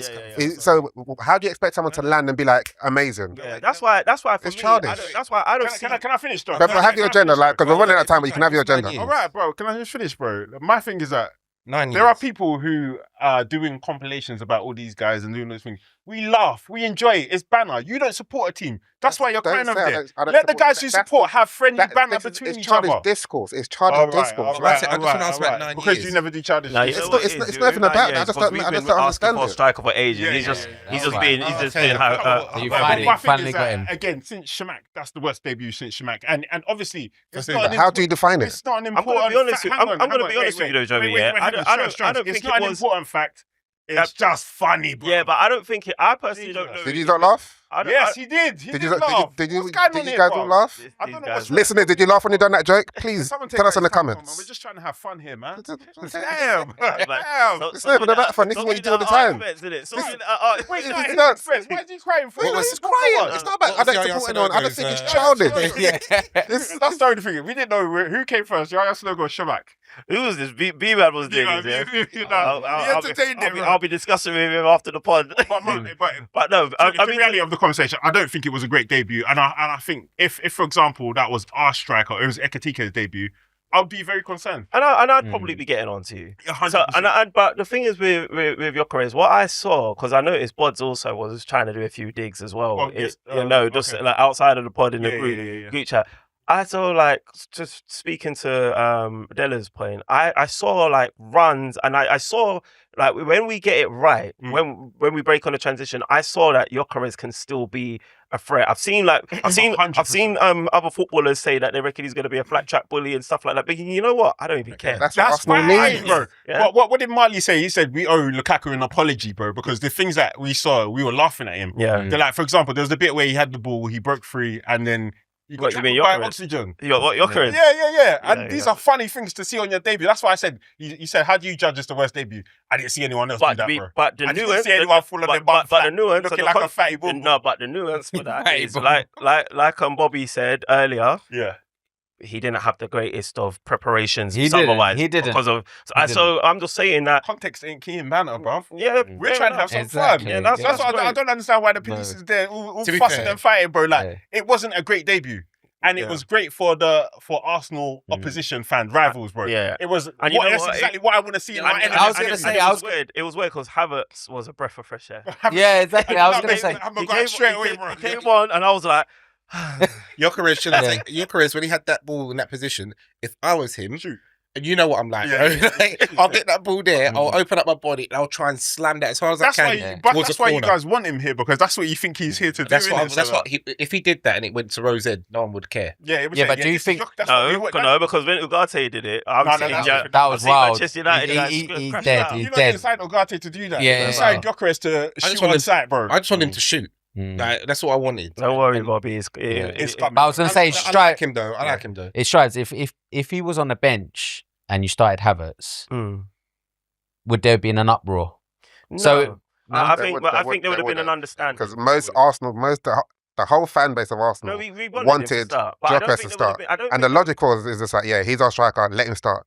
There wasn't any thought of what Draymond's saying that he hasn't had pre-season, he's going to be a bit sluggish. Of course he's going No, to be I sluggish. understand what you're Of course saying, he's not going to be sharp. If he, Havertz can do, then what would have made sense is that Gyokeres comes on for the last 20 minutes Exactly. and does his running. yeah, but Yeah. then, Against tired legs. But if the results was the same 1-0 and it Havertz doesn't- had started, it doesn't there's not matter. going to be uproar. No, exactly. Yeah. That's unless if it goes wrong, there's always going to be uproar. course. If it goes right, it doesn't matter whether it was Gyokeres or Havertz. Nobody cares. Yeah, yeah. But I'm just going to come from a place of logic and think it made sense for someone to let him bed in. You don't have to There's Arsenal probably going to play about 50 games this I season. don't mind it though because he got what, an hour right underneath his belt. Mm. He didn't like. No, fair and enough, that's what I said. yeah. It doesn't. And even what I said in the beginning, it doesn't really matter because you can look at it in two ways. I think it would have made more sense to start Havertz. But if I said, you know what, we want to play in a certain style of football, cool. The sooner we do it, the better. Then Yeah, cool. yeah, yeah. Let Gyokeres do it. He done Hoyland better than Hoyland as well, innit? Yeah, exactly. He was Right, he was WrestleMania fighting. boy. You know, stand up and Okay, fight. all right, quick one because City quickly Ah, Oh, bang. man. because I put City to win. I wasn't mentally prepared for that, bro, so quickly. Yeah. Reinders. Reinders, bro. It's I, all up. I've loved this guy from day one, pause, but like that. Yeah, And then you juxtapose that against Wirtz and Gyokeres, bro. You juxtapose it against them two, and it's like you do want to see that in from your players. Whether you're going to give them time to acclimatise or not, you still want to see that from your players, bro. How much you read into it because it was against Wolves? No offense to No, Wolves. but I'm reading Nah, everything still, into bro. it. Did you see the way he played? bro? Tijani Reinders was fantastic. Mm. Like he was. I felt like, but like I said, before the first goal, it looked to me like Wolves could do something in that game. Yeah. They conceded 2 very quick goals, and then from there it was just party time. Mm. So again, like you know me, I always say, like let's let a couple of games go, let's see what it looks like. I just want to see what it looks like because right now, For sure. like there's too early to say because I've seen guys. I remember when Willian first went to Arsenal. Willian's first game for Arsenal, he got what 2 assists and yeah. and he looked clean, bruv. I was But, like, oh my but it was God. nice to from a City's perspective, it was nice to see all their new guys kind of Yeah, cooking, yeah. yeah, Shaq. It might not end like that, but it's just nice to It's see. nice bro. to see. yeah. So I mean, can we take too much from that? Because City, everyone seems to believe City is a bit of an unknown quantity this season. Do we know a little bit more after that Nope. game? No. No, I don't fair think so. enough. Spurs, obviously, they were quite impressive. Bobby, you mentioned you wanted Kudus. Kudus was He was fantastic. fantastic, wasn't he? He was. I think even Richard Arlison didn't look too bad. What do you call him? Richard Arlison. He's not Brazilian, bro. Oh, he's God. He's like goaling or something. He's not Brazilian. That's what he did. He do a bicycle or something? Yeah, It was like a sidewinder volley, innit? Oh, Yeah, God. I mean, he had a good game, but Mm. it's like Spurs are a really difficult team, like because you just don't really know. Like some games they turn up and they're amazing. Other games they're like they've never kicked ball before. So again, first game of the season for them, they're obviously going to be glad that they got the 3 points, especially bouncing back after their heartbreak against PSG, yeah. It was good for them to get Kudus the and dub. Richarlison played well in that game as well, man. Yeah, so I think Kudus is going to be a fantastic player for them. I think if Eze goes there, it's even more of a headache. And Semenyo. And so, well, Yeah. okay, Semenyo. Yeah, I don't really rate him. No, it's more options, isn't it? So that means Tudors can play central. But I think, so Would Richard you- Arlison can would play you- up top would- with Matey. Richard Arlison is nasty work. Like you ain't even broken character once. You really maintain Richard Arlison, but Richard Arlison, man. so what would you think? I'm gonna get onto your prem predictions quickly anyway. But I was gonna actually say, like, do you think like if Tottenham get those players, like, do they become ones to watch, or is it still Once to watch for where? Uh, Or to do what, sorry? for- I'll say top 4, and then even do you maybe even go one further? Do they man somewhat of a, even if it's a faux title challenge like what Chelsea did last season? I'll probably say no, only because of this is his first season managing a team in Europe as well. And Champions League, it's like if it was like Conference League, you could probably take 2 teams, but it's Champions League, so you need to put your best foot forward. So I think he may struggle to adapt to Europe. Even after how he played against PSG. No, I'm talking about that's a like one-off game, innit? Yeah. When the season is in full flight, consistently, you got Champions League, you got Premiership. How's he going to juggle? Okay, I've got Arsenal this weekend, then I'm playing PSG on Wednesday or something. Like, you have to juggle it. It was a one-off game against a team that had been back for 6 days. That's fair, but I rate Thomas Frank highly, man. I think he'll be able to adapt to it to be completely. They may do because you have to also. They finished 17th, so they were really bad. So it's still quite impressive. So who finishes higher, Spurs or United? Then, like, I think United. I think United will, just because if you remember Spurs all the time, they always seem to have this high. I don't know. They seem to go peak. Burst. They go really high. It's simply the fact that United have 1 game a week. That too. And they showed at the weekend they've got a good team. It's as simple as that to me. Chelsea, they scoreboard draw. Cole Palmer hasn't scored in open play or since was it since Jan. I noticed that in the Premier League. Is it the Premier League? Did he not score in against PSG? So in the Premier League, So I mean, that's not getting spoken about. Is there a good reason for it not getting spoken about? Do you think it would have got spoken about if it was a Grealish, a Saka? Maybe not Grealish. It don't really matter though, as long as you're scoring goals, because he got 14 goals last season. Yeah. So what? So for someone who's been touted to be world class already, you think it's okay to go? I don't think it. Goals or is that GNA? No, GNA. I think he must have had some assists. Yeah, if it is, then I think. I don't think he's world class, but I think he's still putting numbers on the board. Like you get to take a break when you're putting numbers on the board. 6 months though. However long you need. When 8 months. If it's in January, it's 8 months. Yeah, but he's up there though. He's still up there, whether you take a break or not. Obviously, Chelsea looks quite good in Club World Cup, but it looked like it was back to that BAU. Yeah, what's the acronym for? Business as usual. Yeah, business as usual. Yeah. Against Palace. Did anyone watch the game? Yeah. Did you not think they were bad?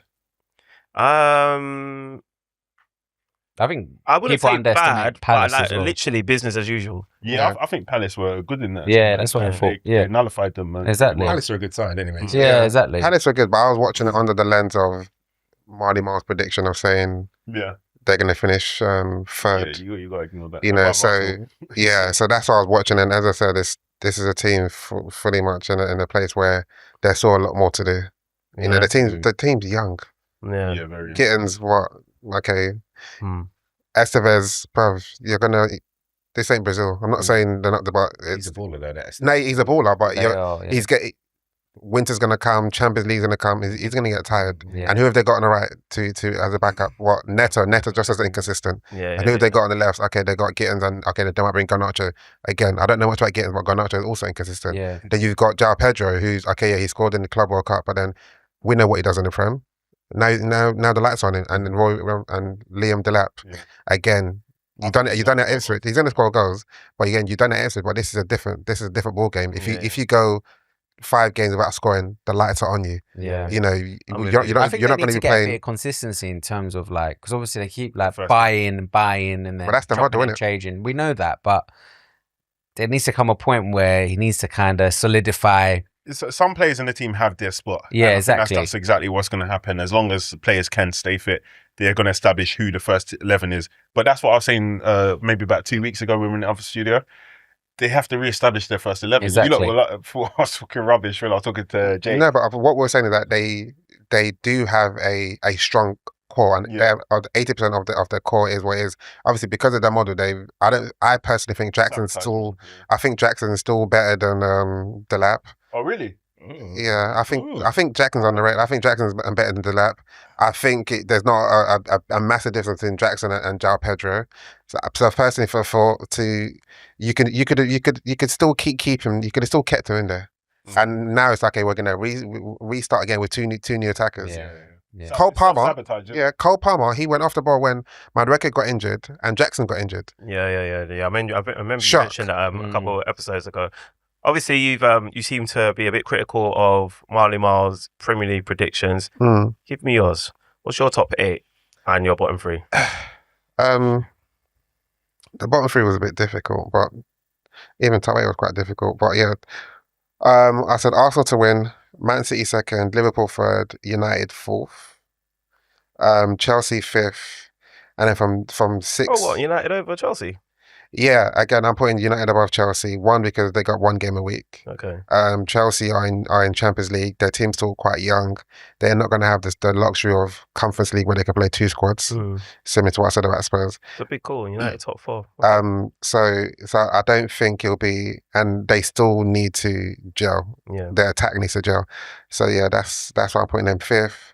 And then from 6 downwards, I was just literally flipping the coin. I think I put Villa to come 6 because again they're not in Europe. Newcastle, between Newcastle and Spurs, I know I said I'm probably right now. I'm going to say what I put down. I put Newcastle to come 7th and Spurs to come 8th. Okay. That can easily change, but yeah. No. And relegation, I put Brentford. Oh. Same. Yeah, Brentford. You didn't say Brentford. I did, bro. Did you? Wolves, Brentford, and Leeds. You didn't say that last week. Oh no, I didn't say my thingy last week. Oh, you didn't. Yeah. Brentford, and I'm struggling between the 3 teams that came up. I haven't really seen them play. I don't think Sunderland will go, only because I think Xhaka in the team. I think Xhaka I don't think he'll get relegated. So it can't be Sunderland. Apparently Burnley had a good defensive record, so I'm like, I don't really want to put them down, but if I have to, I'm going to say Brentford, Burnley and Leeds. Yeah, but Scott Parker though, has a Yeah, but record. he's changed his approach, isn't it? Yeah. Like, I'd hope more so. defensive. Yeah. They had the best defensive record in the championship. Last year they did, but we know the Prem's always different. They lost 3-0 in that opening game. Yeah. Do you know what I mean? Dre, man, what's your give me your Prem predictions? Top 8. Arsenal for top. You always say Arsenal. Bro, because the times that I've seen them, they should be up Technically, there. they should have won. Well, I hope you guys are right. Arsenal, Man City, Liverpool, then Chelsea, Man United, Newcastle, Tottenham, Villa, and then bottom 3, Brentford, Burnley, Leeds. Brentford, Burnley, Leeds. All right, Bobby. Relegation. I'm actually going to say... Starting from the bottom, yeah, pause. Yay. Going down, I think it's probably going to be Burnley, Leeds, and I'm actually going to put Everton in there. With Moyes? Yeah, I'll put him in there. Hmm. Yeah, I think new stadium. Also, I think That's a massive disparity. Joey had Everton 8th last week. Nah. Did I? Yeah. I thought you didn't even do it last week. No, I didn't. You did. You put Everton in. I said that. Yeah. I definitely didn't mean to if I said that. I got Nottingham Forest 8th. Oh, okay. And then other direction. To be honest, like obviously I knew this was on the agenda. I haven't really, honestly, I haven't thought about it. I have thought about it, but between Liverpool, Man City, and Arsenal, I just don't really know like who's going to come good. I think. Where's your gut leading you? As it stands, I don't think Arsenal win the league. Mm-hmm. I think I listened to. I can't remember who was saying that they think we're more balanced than everyone else. I'm not sure if I think we are. I think for now I'd say I think maybe Liverpool win the league. After that, I probably even think maybe City over Arsenal. I think Arsenal I'd put in 3rd at the moment. In 4th, I'm going to put in Chelsea. 5th, I don't think it's Man United, to be honest. I think 5th, I'll put in Villa. 6th, I put in Newcastle. 7th, I put in Man United. 8th, I put Forest. Okay. So on the thing of what you said about what the person said last week in terms of Arsenal Balance. Yeah, balance. I think Arsenal probably have more stability in terms of Absolutely. because it's more or less the same players. All they've done is upgraded up front and then brought in another midfielder into Mendy, which is technically an I don't upgrade. disagree with that. But obviously Liverpool, they've still got they have a lot of pieces they need to put together. I understand that, but I think that for my obviously, again, I hate doing this, and I've never been one to do this. At least I know it's a modern day thing where everyone talks about who they think is going to win the league at the beginning of the season, but I've never really partaken in that. But I feel like Arsenal need to show me different looks attacking to make me believe that they're going to be a factor. Because I mean, I know PSG last season we created different types of chances and didn't take them, but I often see us huffing and puffing in games where I feel like Liverpool and Man City don't do that the same way. I feel that their chance creation is just is leaps different to ours. Obviously, I'm super glad we got Gyokeres in. Like I said, I think like a Semenyo type or even like a Eze type player come in improves us significantly, because I think in that final third, that jinky creativeness. Yeah, Eze ain't coming, man. I know. Look, Eze is my Umbisi brother, so I want him to come. But pause, yay! But I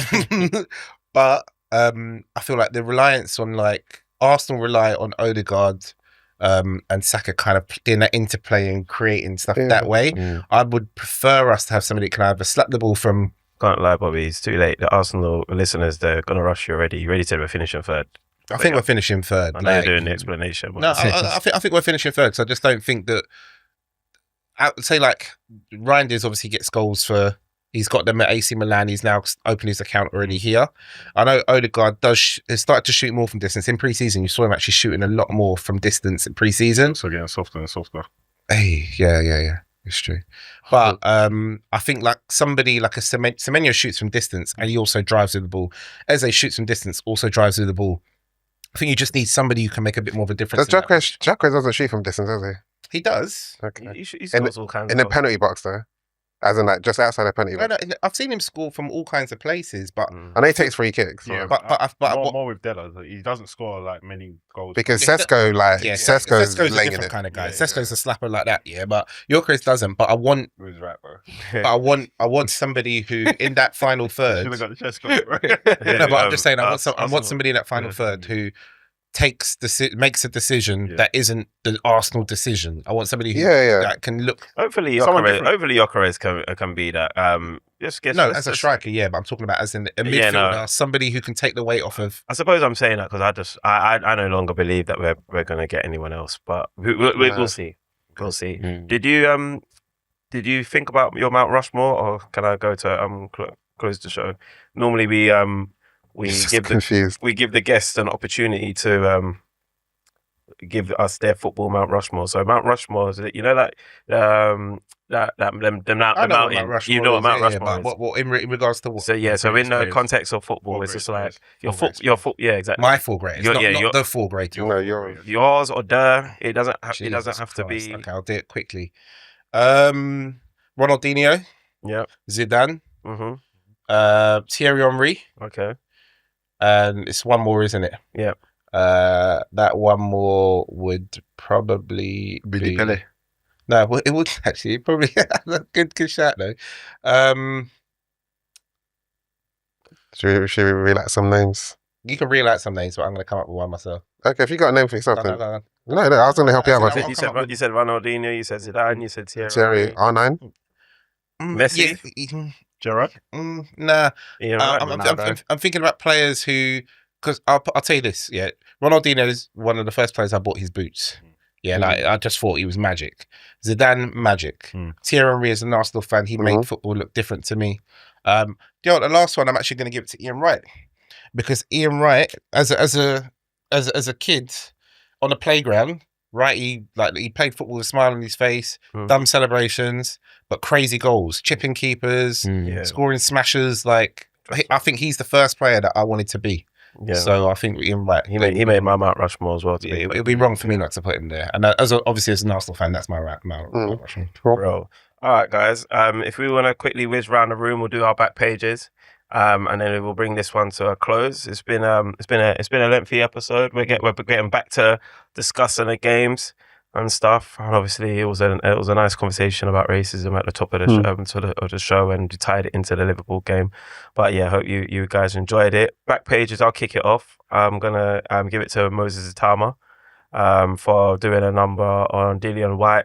We didn't even get to talk about that. Yeah, we didn't get the chance to talk about that one now. But yeah, Dillian White was he's been a loyal servant to the game, man. He's really provided so much entertainment. He's notably his British heavyweight clash with Anthony Joshua put him on the map, and he went on to have a solid career. And I thought he would. I thought he'd give a better account of himself, but Moses Atama, my Akwa brother. Do you know Atama? That means he's from Akwa Ibom. Yeah, I've heard that. Yeah.